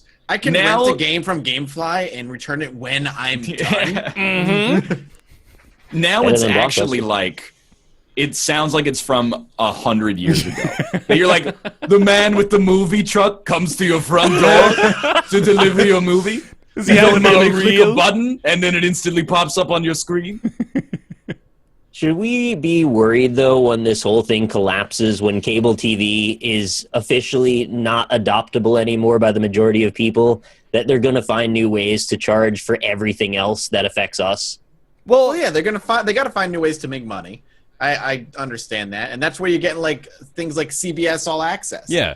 Dude, So should we be propping up cable TV even though we don't want it? This is how it's all pay going. for CBS All Access because the new Star Trek TV series will be on that exclusively. This is how it's all going to work out. I In want like 10, 15 years, cable TV is not going to be a thing anymore. There's just going to be these networks, and they're going to have their own individual offerings. So you're going to have a Fox streaming offering, which already basically exists. You're going to have NBC is going to have their own thing. CBS is going to have their own thing. They're all just going to like offer their own independent subscription models, and they're just going to make us pay for their content. Because what else is it going to be? I don't think cable is going to have this like centralized force anymore. Well, they're going to start charging for every megabyte of data piecemeal to like make up for the difference they lost. Pixel by pixel. Yeah, 6 teraflops worth, 300 megabytes. The power. It's just going to slow the descent, though. Like, even if they get to the, I mean, I don't think the market can bear a situation in which they're just like, net neutrality doesn't exist, so you have to watch stuff on Netflix in like 240p. I don't think that will be allowed. That's like, that's close to what I think we could hit in the worst possible world. But I think that's like, if I saw that in a movie, I'd be like, okay, we're in satire territory instead of like, this is a prediction. Yeah. But Right. Well. I here's the thing. I think I just want people to be okay paying a reasonable rate for content they want to watch. And that's not me saying like subscribe to me on Twitch. I'm just saying there are people, please do. But there are people who like, there are like, you're coming at it from one perspective, which is they're going to charge us like $500 a month for our Netflix usage. But there are other people who are like, why would I pay $12 a month for Netflix when I could just pirate everything? I want to hit that happy medium in the middle where people are like, I will pay $12 a month for unlimited content. Like I would pay maybe up to like $40 to $50 a month for just sports if I had to, I think. Wow. All right. And that's a lot. I don't think everybody's going to be in that camp, but certainly if they came out with like, and actually NHL Game Center already does this, but they have like local blackouts, which is also another story. But like if you, I think Beer Psychologist is hitting it elegantly, and I'm going to steal his comment. Right now on cable, you don't pay for what you want. You pay for everything, and you pay for as much as you have to get what you want. Right. Whereas now we're moving towards a much more a la carte model of like you can get specifically exactly what you want, but you're going to have to pay maybe a little extra per unit than you would have before. I always wish that like the cable companies would start just offering you pick what you want packages where you pay based on the networks that you choose to be provided. Like each network has its own price. Yeah, so I mean, I'm sure there's so many complications that prevent that sort of thing from happening. No, but I like that idea where like it's like a menu. And it's like, well, if you want NBC, that's going to cost you $5. But if you want HBO, that's going to cost you $12. It's a they all have their own app now. Mm-hmm. Yeah. And like, I still would, as far as YouTube is concerned in general, I like this idea. I still want YouTube though to adopt an individual subscription system for content creators. Yeah. I would love to see that. I still like Twitch has it. But I mean, make it way cheaper than Twitch. Like YouTube, make it $1. Like. That's what I'm saying. Make it $1 to subscribe to a channel, and all it gives you is maybe like ad-free viewing, and you can download their videos offline. Yeah, for offline viewing. That'd be cool. Something super simple. I think that's the next step I'd love to see YouTube take to support its content creators, and maybe put a bar for access there. In order to get the subscription button, you need X amount of views a month or X number of subscribers or whatever. Yeah. But I really think that's the next that's the next step for YouTube as far as favoring their content creators. Mm-hmm. Ryan mentioned finding that happy middle between the people who want to pay nothing and the people who want to take everything. And I think that's sort of a problem because the people in the middle are the ones that get penalized the most, right? So the people that don't want to pay anything cause the people on the other end who want to take all the money to not be able to compromise. Yeah. And they look at it like a threat. And then you end up with these weird payment models that are like really egregious and overreaching. And the people, if there were more people in the middle that were just like, hey, I'll just pay a little more, but not a lot more, and stand up for that, then maybe we would be able to reach that compromise. It doesn't feel like we can hit that point for whatever reason. I think it's just like, I don't even know if the price is an issue. I think it's just the matter of this is what they're offering and people just don't want this anymore. Like, it's cable. Oh, no, I cut cable. Thanks, I'm good. I purposefully chose not to consume this content anymore. And like, I really don't feel that bad about $35 a month either, truthfully. Like, looking at this, if I still relied upon these networks to provide me Patriots games, for example, and I didn't have the means by which to view them online, then I would maybe even consider this as an option for that season. But it's still just really not even that appealing with that being considered, like, because that is, again, it's just an issue of I'm paying for the package to get what I want, and that's just not a model that people subscribe to anymore. All right, there's YouTube TV. Again, it is free for a month. If you want to try it out, feel free to do so. That's tv.youtube.com. Go give it a shot, see what you think. Let's move on to Rain World. Nick, you want to take the reins here? I'll take the reins. I mean, spelled differently, but Mm-hmm. All right, Rain World is a game that just came out fairly recently. It is a survival-oriented, almost horror Metroidvania, where you play as this creature called the Slug Cat, who gets separated from its family and friends, ends up stranded in a terrifying world where everything wants to kill it, and must find its way back to its family. I played about 2 hours of this last night. Graphically, rather nice. It's got a very vibrant feel to it, very organic, catches your eye. It's got some very pretty background dynamic shadows going on, some really nice parallaxing deals. It's not quite the same approach they took with Hollow Knight. It's a little bit off in a different way, but it's still quite appealing looking. Soundtrack, very sparse, largely just to give you a bit of that atmospheric vibe. It's supposed to feel threatening for the most part. Mm-hmm. And threatening it does feel, as you will find out when you start that game up. It's got that Dark Souls challenge in the way that it's very much experiential. It's trial and error. Think like Abe's Odyssey, the Oddworld series, where everything is sort of laid out to kill you until you figure out how it doesn't. So you're just kind of brute forcing your way from point A to point B. And everywhere you go, there's a timer, because this is the rain world. And as that timer ticks down, you reach a point where these torrential rains, and not just torrential, but like laser beams of rain that cut through the world, will destroy everything. So you've got to get to a safe place and lock yourself tight and basically just hibernate for a while.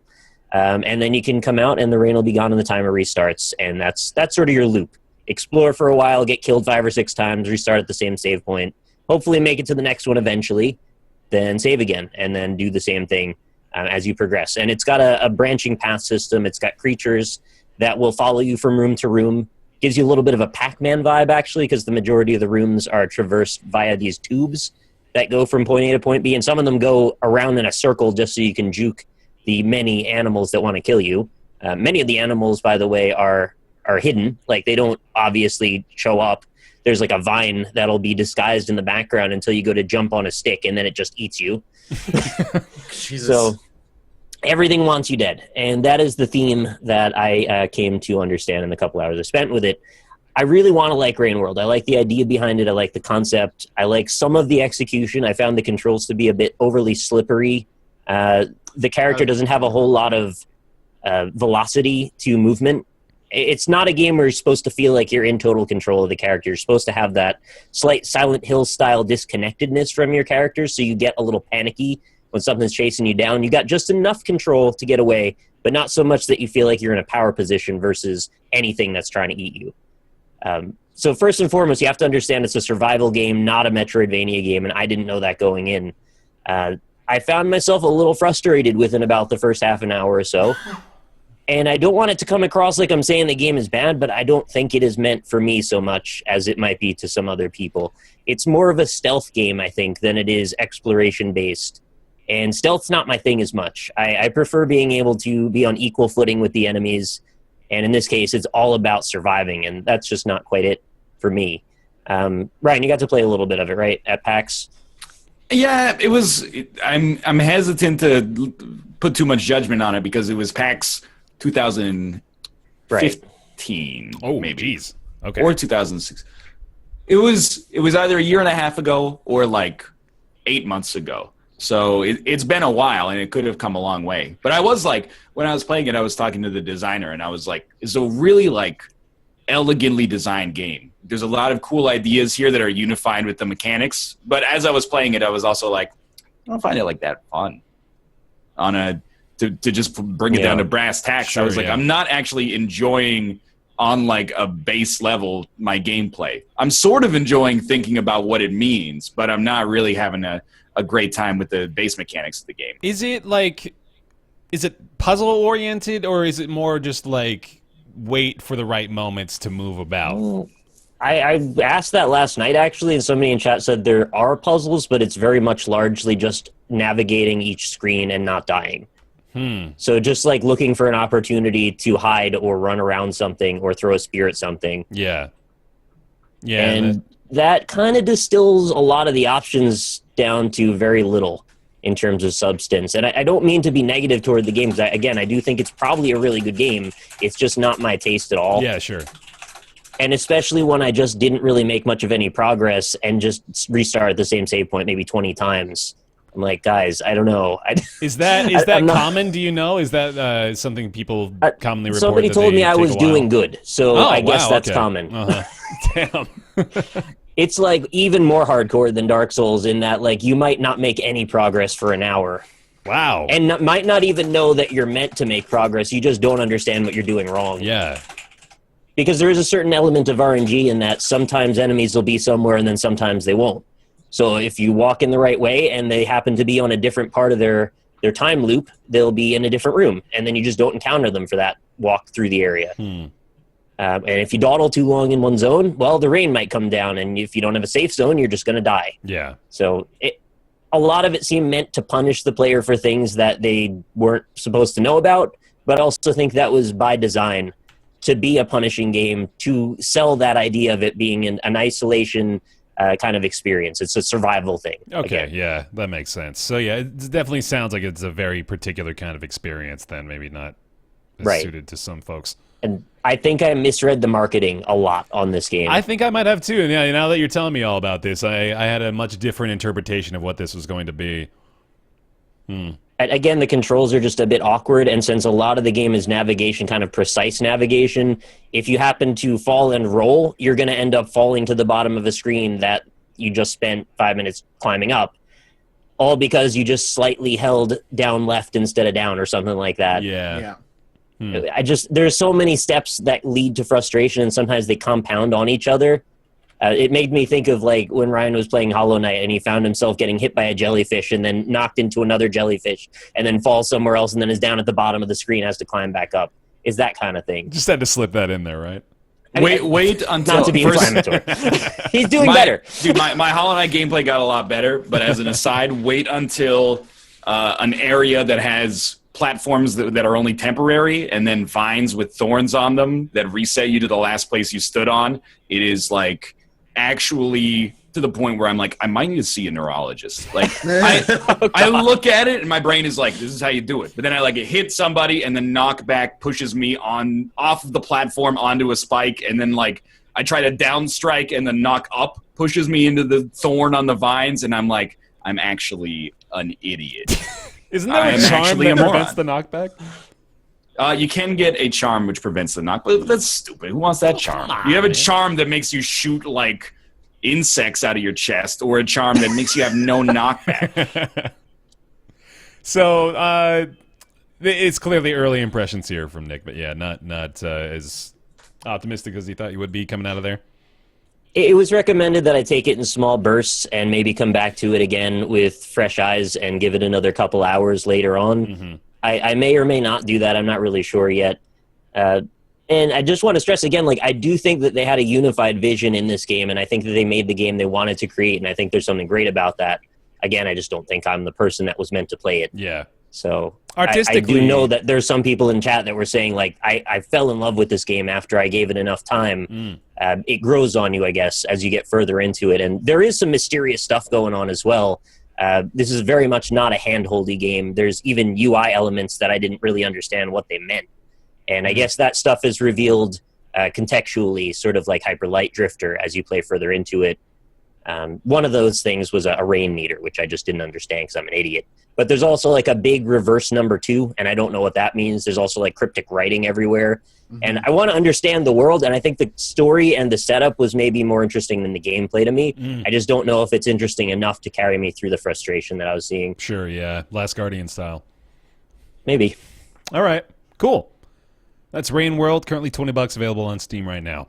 I want to talk about another one from Nick. That's Slime Son.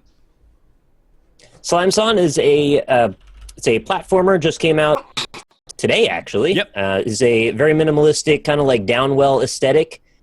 Structured a bit like Meat Boy, has you escaping from the bowels of a giant worm that just ate you.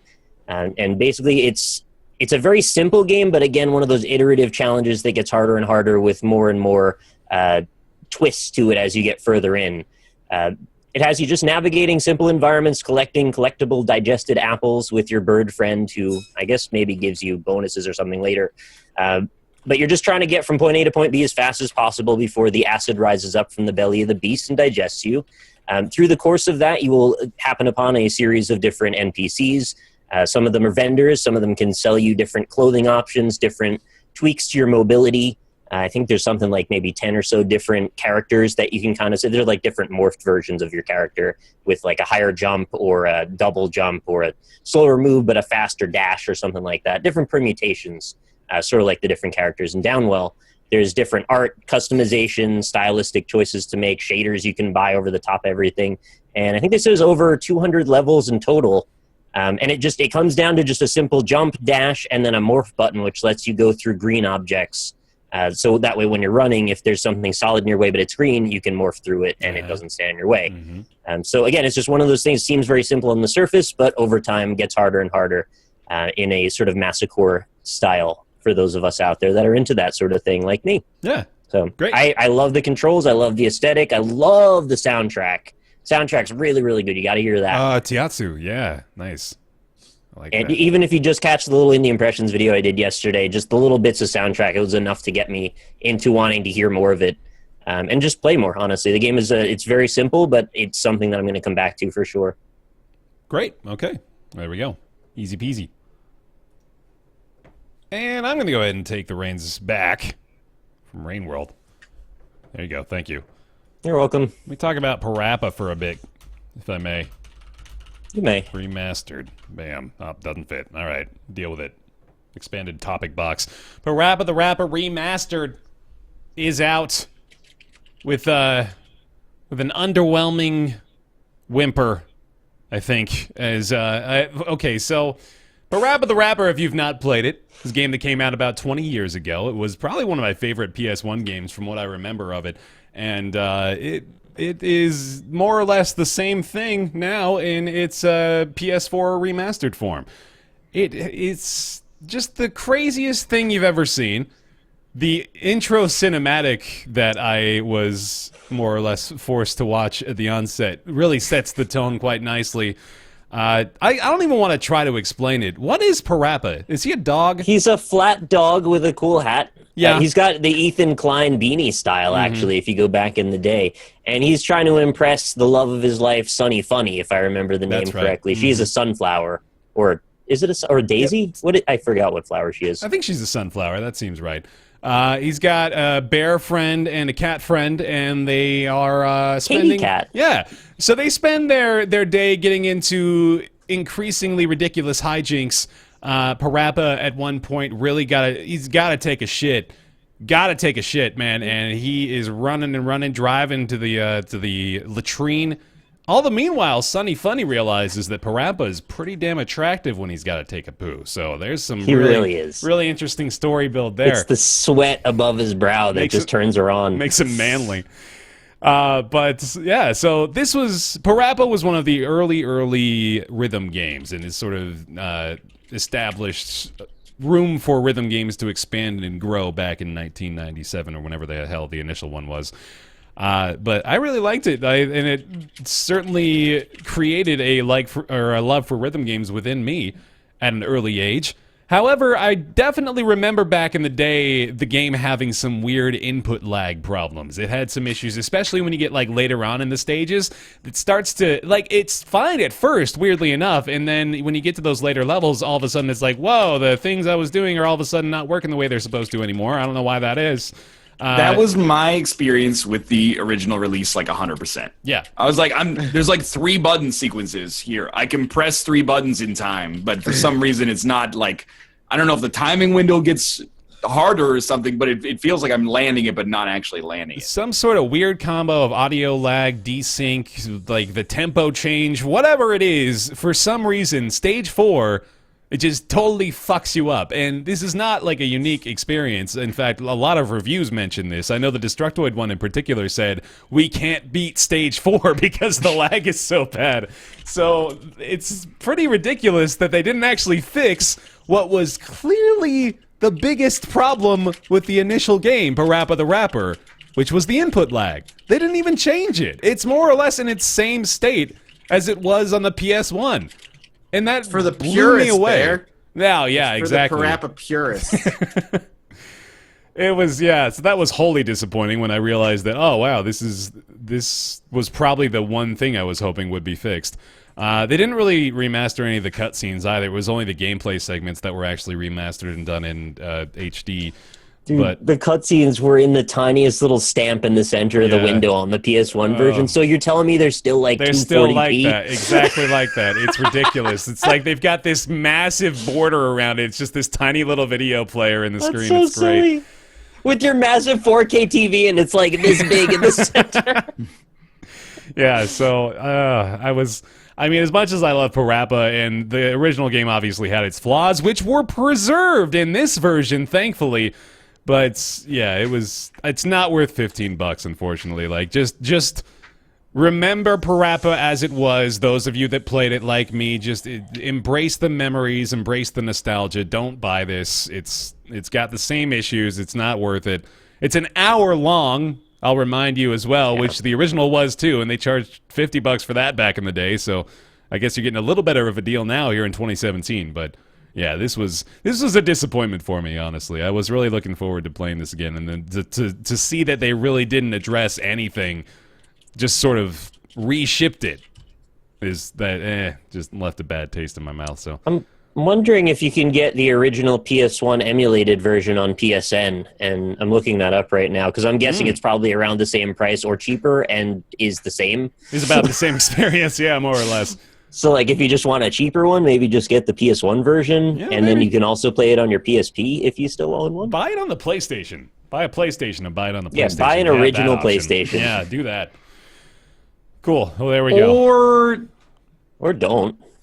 Yeah. I figured that was an option to me. Because it's mostly just nostalgia. It is. Yeah, it is. Yeah, no, I love PaRappa, but I get that it's nostalgia. I don't know that it holds up anymore, but I like the songs and I like the characters. It was really silly. Agreed. Very vibrant, colorful game, catchy beats. I liked Jammer Lammy a little bit more, but I don't think most people liked Jammer Lammy as much for whatever reason. One of the other features is there's some alternate tracks, which they don't change the lyrics at all. They just change the backing track. So there's one of them that changes the Rastafari flea market rap.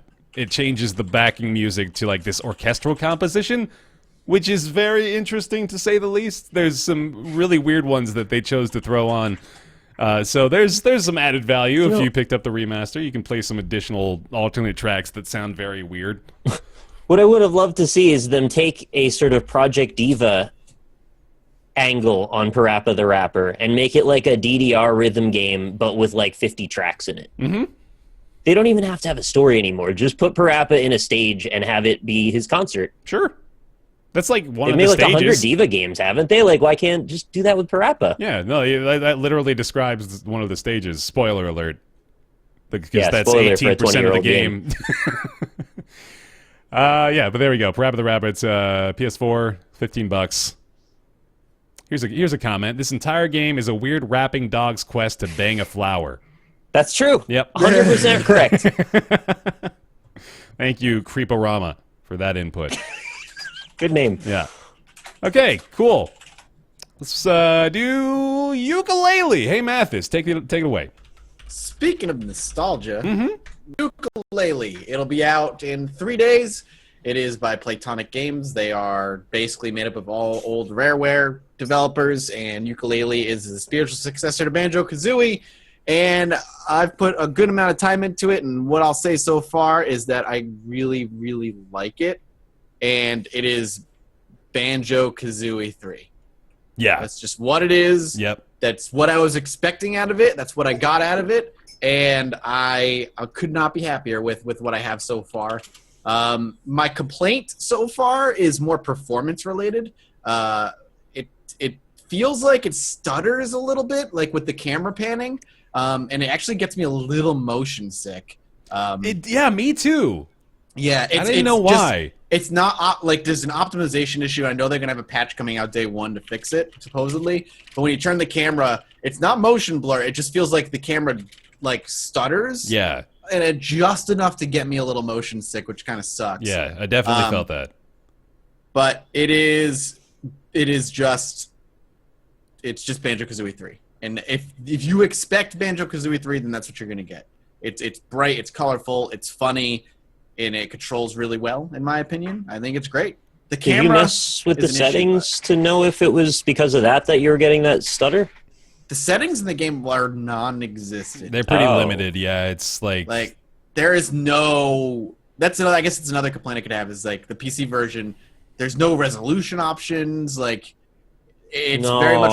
It's like it's console. It's very console. Yeah, it looks like options. it was made for console options. Absolutely, it does. Yeah. I've got a few gripes. I've played like 2.5, 3 hours now myself. I wasn't ever really a Banjo-Kazooie fan, so I'm probably a different sort of audience for this. But right from the get-go, the big takeaway for me is this game has zero respect for my intelligence as a player. none at all. Like 0%. It's all heavily tutorialized, is hand holding. Like one thing that I really don't like that they do, and I don't think this is good for kids either, is that they do this early on. I don't know if they keep doing this, but they'll show you a new area and they'll kind of like just pan the camera along this new place and guide you through where you need to go, like step by step. You know what I'm saying, Mathis? Where like you'll unlock this new place, or like you'll see something at the top of a mountain and it will show you platform by platform for like 30 seconds. The camera will pan around and give you the entire overlay. Yeah, I noticed that, but I guess it didn't bother me because that's just what they did in Banjo-Kazooie. Yeah, that's so like emblematic of platformers from that era. Yeah, they just like would go through the level and like look at all this stuff. And they still keep secrets from you and stuff too, which you have to go out of your way and find. Yeah, definitely. But yeah, no, I guess it doesn't bother me because I'm like, reminds me of being a kid. Yeah. So like, and I have to definitely introduce that caveat with that opinion too, because I recognize that is for kids, and this is definitely a game for kids. I think it's probably a terrific kids game, but I'm not really enjoying it all that much. So like, it's a collectathon. It is pretty straightforward. It wears its inspirations on its sleeve, obviously, and it does a pretty damn good job of, you know, like nailing what it wants to do. I think it executes on its concept really well. I'm just not a huge fan of the concept. I don't have a ton of fun playing this collectathon sort of game, and I'm not really incentivized very heavily to continue forward. But I like the presentation. I like the execution, and it's good. It's fine. I like it. It is exactly what it promised to be. Mm-hmm. And I think that's why I'm loving it, because that's what I was expecting. They did not try to do something that they didn't promise on doing.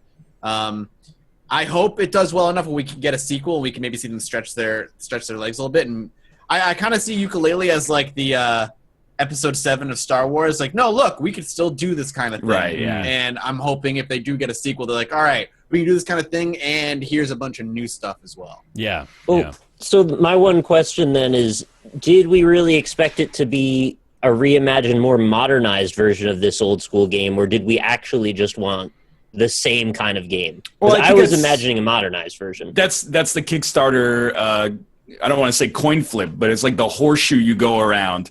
When you come out with a Kickstarter, you go, we're going to make it exactly the way they used to make it, and then the pledges go through the roof. And then when we come closer to release, people are like, well, yeah, but fix this. Yeah, they're like, well, we expected you would like make the camera not as bad as it used to be back then. Games weren't as good as they are now. Yeah. By and large, they are better now. The industry has moved in some good directions. That's that's kind of like what a lot of Jim Sterling's review mentioned, was that like it's sort of stuck in its ways as far as the way it handles things. Like the camera, for example, is kind of, you know, it's reminiscent of those 90s platformers in a bad way, because it's sort of dysfunctional. I do want to throw this out there too, again, because when it releases, apparently the patch that comes with day one fixes camera issues, fixes optimization and performance issues. Yeah. We'll see if that's true. That's supposedly what's going to happen.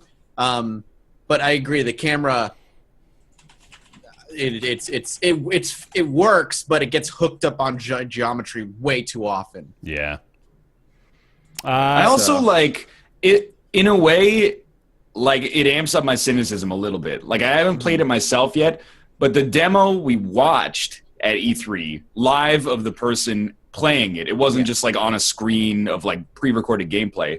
I was like, this is really great. Like, this is you're showing live a lot of cool stuff. And now that I'm reading the reviews, I'm like, all right, like a lot of Banjo-Kazooie was walking around trying to find like the last music note in a huge 3D world that you forgot about. Yeah. It's not all like, oh, and then you activate the volcano, which causes steam to raise the cloud, and you can get to the new like cloud world. Like a lot of it is like, where is this last fucking it's Jinjo or whatever they were called? Yeah, Jinjo's is right. It'd be like if you saw that fifth Jinjo. It'd be like if you saw a trailer for Black Flag, but the reality of the situation was that most of the gameplay is collecting sea shanties from rooftops. Like the gameplay at its core for Yooka-Laylee is collect quills and pages. Like that's what you're doing. Yep. I walk in recognizing that it's not going to be everybody's favorite thing. Like if you liked Banjo-Kazooie, you are getting the third game. Like, that is what this is. All of its warts and all. If you don't like collecting things and going through levels, grunty. if you don't like going through like levels and collecting things and like the weird platforming mechanics of the old school days, then you're not going to enjoy this game. But this is, I gave it to them. This is exactly what they promised, and that's what I was hoping for. So I can see why some reviewers are like, this is amazing, and then there's the others like, this is not so great, and the clash of the two. But all the reviews kind of say the same thing, is that this is old school platforming, good parts and bad. Yeah. So. Yeah. Right, and I wanted to get rid of the bad parts as much as possible. And when I think back of like the lineage of 3D platformers, I go, okay, Mario 64, Banjo-Kazooie, and then it's like split between Ratchet and Clank and Jak and Daxter. And I do feel like those games modernized in positive ways over Banjo-Kazooie and Mario 64. That's up for debate, obviously. Not everybody's going to agree with me on that. But Ratchet and Clank did continue on to make more and more modernized versions of that game up to now. I mean, there was one that released just last year. Yeah, playing like Ratchet and Clank from last year and this side by side, those are directly comparative games, you would think, right? But from what I can tell from what you're saying, the nostalgia necessitated that they keep Yooka-Laylee in sort of a gimped version of the platforming to keep it in that like accessible to kids kind of thing. Yeah, and like I don't think that's true. I think that Yooka-Laylee's platforming is solid, and I'm not even looking at that through the scope of is it old school or is it modern. I'm looking at it as does it function, and yes, it does. It definitely does. Okay. And you'd say so too, Mathis, I assume. Oh yeah, I think the controls are totally fine. Okay. My biggest gripe is what everybody, a lot of reviews says the camera is finicky, and I do hope that it is fixed on the day one patch, like they say. We'll see. But I can see how the game is divisive for sure. I mean, it depends on if you like that style of game, and if you wanted more modernization, and at least you have a ton of other platformers to play. And if they do a sequel, I hope they maybe modernize it, change some things up as well. Wait, I have a ton of other platformers to play? I know, right? 3D ones? Where are they? 3D? Maybe not I have 3D. Snake Pass. Snake Pass is the closest thing you're probably going to get visually. I heard Snake Pass is great, actually. Elise really just good. finished it, actually. She loved it. Or there was, don't let not me to put get off of words in your Snake mouth. Pass, but there's another game that I thought was like decent but kind of slept on. And it was from like 2 years ago. It 3D had platformer? Yeah. Collectathon, colorful game. I know what you're talking about. Yeah. It's in my Steam library. It's Ryan's Weird Games. One of the protagonists, or one of the NPCs, looked like Geddy Lee, like 100%. Not a hat in time. Is that game out? No, it's still isn't. it's en route. Chat, what is What it? the hell is it called? Something : the quest for something. I meant to freaking play this so many times. I don't know. I did a let's look at, chat. Cargo, the quest for gravity. Oh, wait, no. That Color something. Cargo, the quest for gravity is the weirdest game. It's not that Color. one. Right. But it is Color, City of Color, okay? Something City of Color. The Last Tinker, City of Colors. The Last Tinker. We did it together, boys. Nice! That Like I have game, that one. that game is actually like pretty decent, I thought. 3D platformer, yeah, look at this, all right. Inspired by classics such as Jak and Daxter and Banjo-Kazooie. Koru, a boy from the slums of Colortown, must rise from his roots to tackle the bleakness, a dark force intent on wiping out joy. I'm not saying it's like an 8, but it might be like a 6.5 to a 7. Well, IGN calls it a, they didn't review it. Metacritic, 66%. Actually, on Metacritic, it has a 72 on PC. Ooh, geez, okay. I beat Chad at my own game. Nice. Well, completing this will bring us closer to Nick's Weird Games as a segment, but before we do that, we're going to go over to everybody's favorite segment. It's Ask Roundtable. Give me a woo! Woo! Yeah, all right. Woo! Ask Roundtable is a weekly segment where you send your questions to roundtableYT@gmail.com. We do our best to answer them. This week's question comes from Belinda. Belinda says, "Hi, guys." Hi. Hi, Belinda. Sometimes part of what makes me love a game are the details the developers put into their side characters that paint a richer and fuller picture of the narrative. Who are some of your favorite NPC characters, and who are some of your favorite bosses in any game? And I also, I apologize, Belinda. I'm going to get your Nick's Weird Game suggestion in the future, too. But I pulled this one specifically as a Nick's Weird Game suggestion for later down the road from Balbo, who has asked for a rendition of Cisco's Thong Song. Oh, yeah, easy. All right, so there we go. We got lined up. For now, though, ask Roundtable, who are some of your favorite NPC characters and who are some of your favorite bosses in any game? I'm going to go for an obvious one. I'll take this one out of the gate. I love, still to this day, I think is one of my favorite bosses from Shadow of the Colossus. The Phalanx is what it's referred to as. It's that massive flying sand dragon with the big old bubble sacks on its belly. You know what I'm talking about? That thing. You ride into that fucking desert, you have no idea what's going on. All of a sudden, that thing flies out of the fucking sand and starts soaring around in the sky. I was blown the fuck away, dude. And it's peaceful. It's one of these only sons of bitches that doesn't try to kill you as soon as you get in its area. It's just flying around minding its own damn business. You start to think about it in a different perspective at that point, man. You're like, wow. Are you trying to tell me you're the bad guy? Oh, no. Yeah, I am. It leads right into Ryan's favorite NPCs from Spec Ops The Line. Oh, don't even. I love that fight, though, man. I really like it a lot. That's one of my favorite bosses still to this day. What about you guys? Favorite NPC characters, favorite bosses in games? For a boss, I really enjoyed the Mr. Freeze fight in Batman. Oh, Arkham Asylum, right? Yeah, because it was one of the only boss fights where you felt like you were Batman. Yeah, and that you were was just punching him a bunch. You were actually trying to use your gadgets and outthink them. You're going up in the vents and shit for that one, right? You're trying to underneath them and doing any like adapts to your tactics, quote unquote. Yeah, I remember that. Yeah, that was a fun one. I like that. Was unique. But NPCs, I have to think. I like Onion Knight from the Dark Souls series because it's one of the very few moments of like humor and like levity in those games, and there's so predominantly like desolate and dark that when you come across like this one light of humor, you're like, this guy is very amiable. Yeah, definitely. I like Claptrap. Do you? Why? I don't know if that's gonna get me crucified, but I like Claptrap. It's like a garbage can made out of Family Guy episodes. Funny, man. He's dancing. He's dancing. He's so goofy. He's got some funny lines, man. Borderlands has some good writing, I think, even for Claptrap. I think they gave him some good lines. Yo, okay, here's one you never would have expected. All right. Whoever the frog who drives the boat in Animal Crossing for 3DS. Okay. I forget his name, but every time you go from island to island, he sings you a song. Yeah, Cameron. Yeah, and I'm like, that dude is my jam. I barely even played the game, but then like every time Kate went from island to island, I was like, hell yes. Cap'n, like this is my jam. Any others? For me, I would say, and it is a bit of a toss-up because there's so many good NPCs, but like all of the cast of A Night in the Woods. Yeah, I liked it too. Like all of the friends of May are just so enjoyable to hang out with and talk to. And I miss playing that game. I wish it kept going forever. Alongside that recency bias too, I really like a lot of the characters in Hollow Knight. I think there's a great story and lore to that area. It's really cool. I'm loving that game. Did you hear the 58 precepts of Zote? God. Oh yeah. Oh man. I read them all on stream.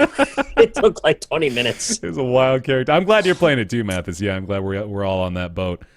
My comments are all, I want to watch this instead of Northern Lion. I'm like, yeah. Rude. My favorite NPCs have to be the Purple Clan from Indigo Prophecy. You're gonna have to explain this. God damn, it's a joke. Nobody here has played Indigo Prophecy. Am I the only one? Sorry, that's man. played that No, what is that? game?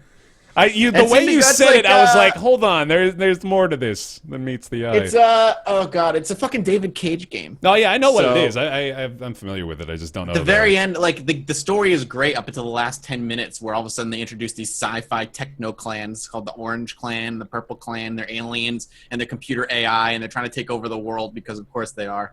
It just came out of nowhere. It was okay. Whoever watched that, whoever played that game, you'll get it. I actually think I played it, but I didn't finish it. I think I played like the first little bit. Isn't that, or am I thinking of a different game? What's the game where that starts out with your dude getting stabbed in the back? Is that Indigo Prophecy, or is that Indigo Prophecy starts out with your dude committing a murder? he's stabbing somebody Oh, maybe that was what I was thinking in about a bathroom of a diner. then. Maybe. Indigo Prophecy is banned on Twitch, by the way. Really? Huh. What? Really? I didn't know that. Why? Not quite sure. That's really weird. Huh. What am I thinking of? The chat's like, Indigo Prophecy goes from a 9 out of 10 to a 3 out of 10 really fucking good. Yeah. That's about right. The last 10 minutes of that game are just like, okay. What game am I thinking of now, though? Hold on, I want to play this Where game, you too. get stabbed in the back? No, you get... approximately 30,000 games in human history. Well, it starts off with you just getting stabbed in the back with a knife. You just fall to the ground, and, like, there's concrete blocks underneath you. It's raining, I think. Never mind. This is way too obscure to even try to go down this rabbit hole. Raining concrete blocks? Yeah. Raining concrete blocks. That's like what I got. Devil May Cry. Yeah. Actual answer for NPCs, because I adored the game and I played it like 8 to 10 times or some shit, is almost every NPC in Mass Effect 2. Like your whole party. Played it 8 to 10 times? Yeah, Mass Effect 2 is one of my favorite Holy RPGs. shit, that's a lot I of didn't times. know that, man. Yeah, Yeah. damn. And you I still played didn't Mass play Effect 2 Andromeda? So many. No, because I never finished Mass Effect 3, because Mass Effect 3 was such a huge disappointment. Yo, but Jacob, like, actually sucks. And I said almost all. Miranda, like, actually sucks. And I like Miranda. Garrus- She's got the most stupid, like, no, I actually loved Mass Effect 2, but her narrative of, like, I'm a perfect human being, but I don't really like my dad that much. Her story was more about, is she actually a perfect human being? Is there such a thing? Does she have flaws? like- All right. People were wondering why we didn't talk about Mass Effect Andromeda. Yeah, there was no no one played conspiracy. it? It's just because nobody We played just it. didn't. I don't know, man. It really just kind of came and went, and I think personally, I think we sort of saw the reception and thought to ourselves, okay, really I'm not that big a fan in the first place, so I wasn't really going to go out on a limb for a game that didn't look that good anyway. Yeah, I'm kind of with you there. I liked the games, but I'm not a super fan for sure. Like Couldn't Mathis. finish 3. Like, the writing was just so bad in 3. I didn't want to finish it. All right. I have a weirdly specific boss to throw out for mine. Okay. It's sort of Bloodborne spoilers, though. Is that a bad thing? Does anyone care about that? Spoiler Ryan warning. hasn't finished it yet. He's still working on it. Yeah, but I, unlike most people, I resist the notion that I will ever finish it. So Okay. So there's like this part in the game where you get into an area and you have the potential to be lifted into the air and killed by a thing you can't see. Oh. And that part okay. blew my fucking mind. I thought it was a glitch the first time it happened. And chat was just like, what the fuck? Over and over and over again. I was totally knocked senseless by that. Because I was wandering through a random open area and I just start rising into the air and die. Yeah. That's wild. So that turning into a boss fight later in the game was like, holy shit, that's so cool. There were cool things about Bloodborne. I just didn't like the camera.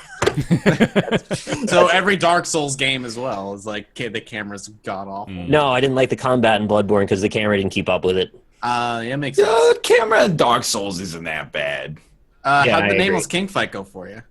That's one fight in It is a 3 huge. games. That is the fight that I like. Freaking shows every issue with the camera. I think the camera in Dark Souls is like kind of annoying. That's okay, but I have to push back because like Sinvicta has refunded like every Dark Souls game because I he beat can't get over the games. camera. I'm not saying like I can't get over the camera. I Doesn't the clearly camera's- can. camera's Sinvicta's just a fine. fucking baby back bitch. I'm making you guys fight. It's okay. Yeah. Stirring controversy pots over here.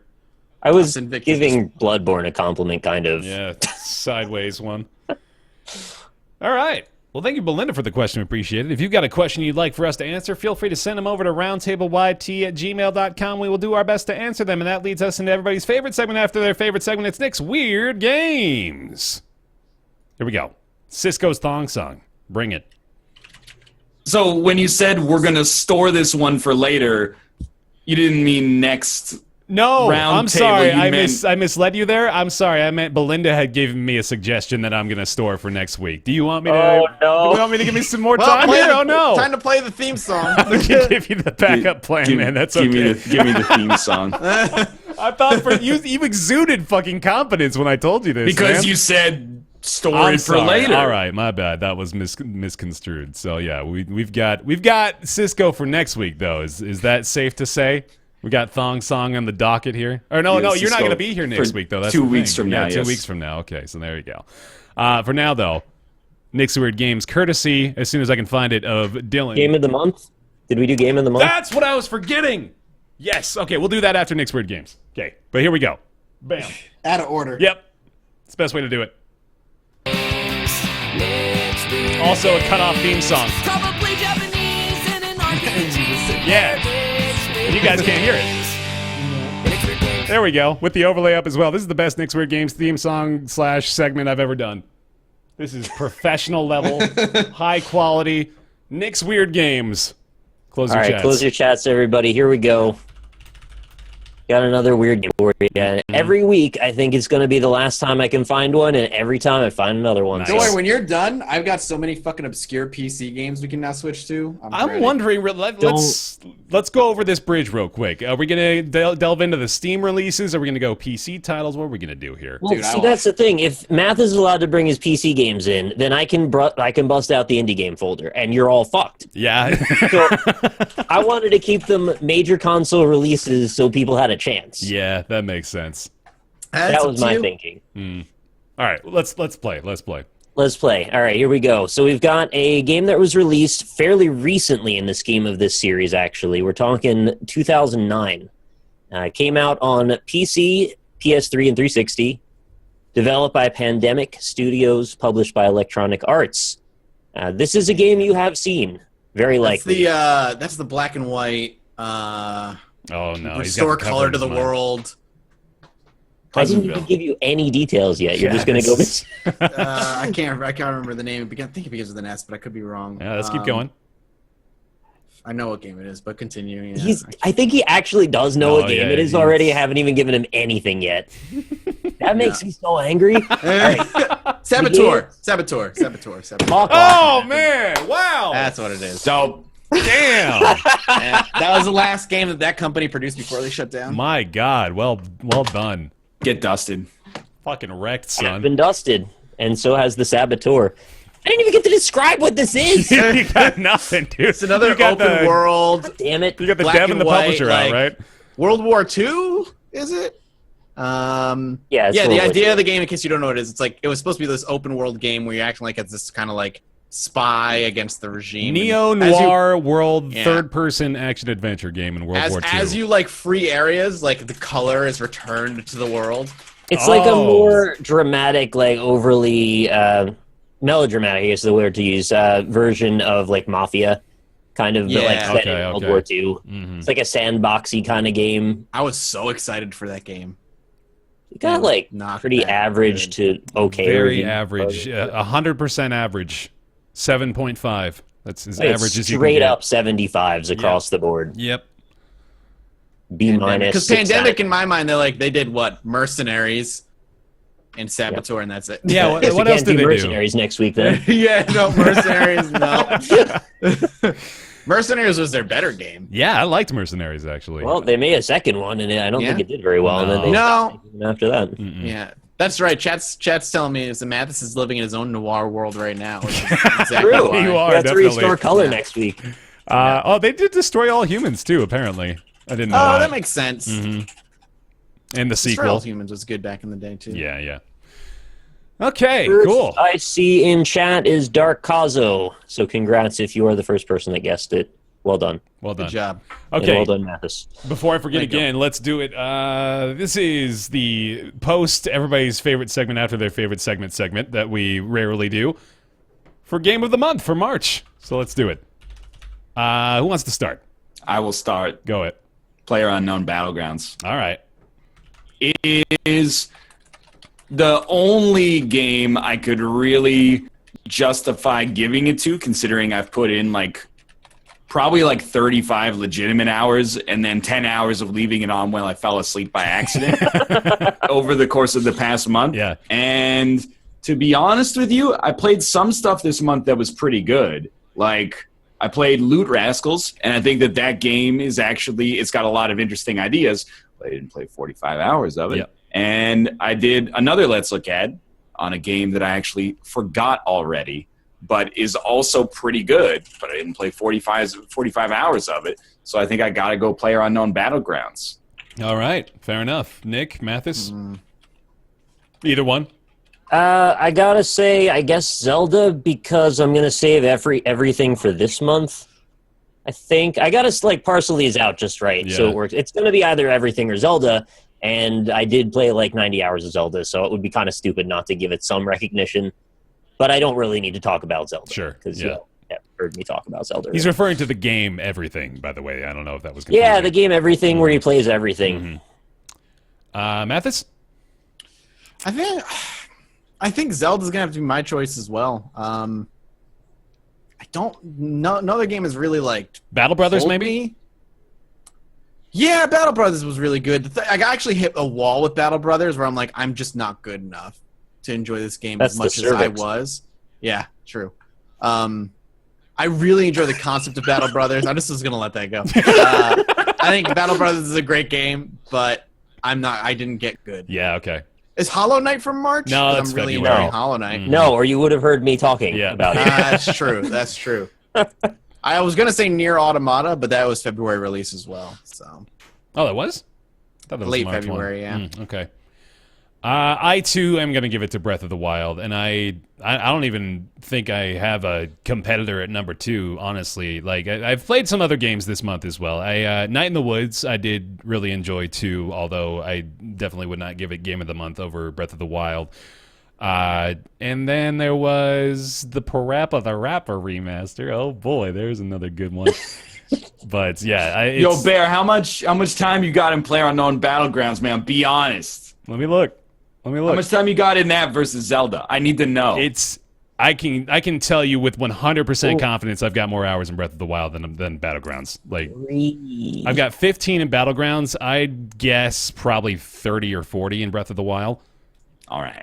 Yeah, thanks for keeping me honest though. But yeah, I'm making the correct assertion here. Breath of the That Wild says was Horizon, you fuck. that was February as well. Yeah.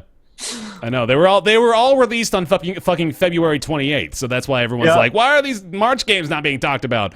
No, they all just barely missed the fucking cutoff. Otherwise, we'd have a much more interesting conversation here. But yeah, I think Breath of the Wild, by virtue of the release week, has taken the cake. But yeah, there we go. March game of the month. We'll of course be referring back to these picks for our end of the year indie / major release review, which has kind of become just an amalgam of all the games we've talked about over the course of the year's worth of Roundtable shows. Yeah, we'll do more on that down the road. And for now, that's going to do it for this episode of Roundtable Live. Thank you very much all for joining us. We really appreciate you. Thank you for being here on twitch.tv/Roundtable Podcast. Ryan's not going to be here next week. We'll be doing something else. Not 100% sure yet. I've also actually got family coming in, so I'm not 100% sure what's going on that week. We'll have to figure that out. But the week after, exciting stuff. We've got Joe Mirabello going to be joining us on the show on the 21st. He's going to be talking Tower of Guns, Mother Gunship, along with other things. Joe Mirabello, a good friend of ours, or a good friend of mine at least. And yeah, that'll be exciting. For now, thank you very much for watching. We appreciate it. You can follow us here on Twitch at twitch.tv/Roundtable Podcast. We go live every Friday at 3 o'clock Pacific, 6 o'clock Eastern Time. You can follow us over on Twitter. That is at RoundtablePC. To be notified that way. You can also catch the show VOD over on our YouTube channels. That is BaerTaffy, Mathis Games, and Rockley Smile. You can catch the show discussion subreddit over on roundtablepodcast.reddit.com. And you can support us over on Patreon. Again, thank you very, very much. We've gotten even more pledges over there on Patreon, so thank you guys for supporting us. Thank you. Hey, thanks. And we, of course, want to read off those of you that have been at that $20 level and above, which include Jonathan Graham, Scotty119, Julian Abelsgard, Jakar Sampson, With the Dance Number, Kolnar, Lord Malice, Sehoa, Jamie Tinsley, Joseph Boss, Penn Gillette, Michael Bush Larson, Talks to Wall, TJ Majesty, Chaos, the One That Pops and Locks Theorist, Colby Klein, Greenlight, Oren Saltzman, Christopher Flagg, Eric Schooley, Positron, Brizzlebrip, Myth Scarab, Mediocrities, Justin, Smurfette, and Logan Ray. Thank you all very, very much for your continued support over on patreon.com/roundtable. And thank you for watching. We'll be back next week, probably. We'll see you then. Bye. Bye, everybody.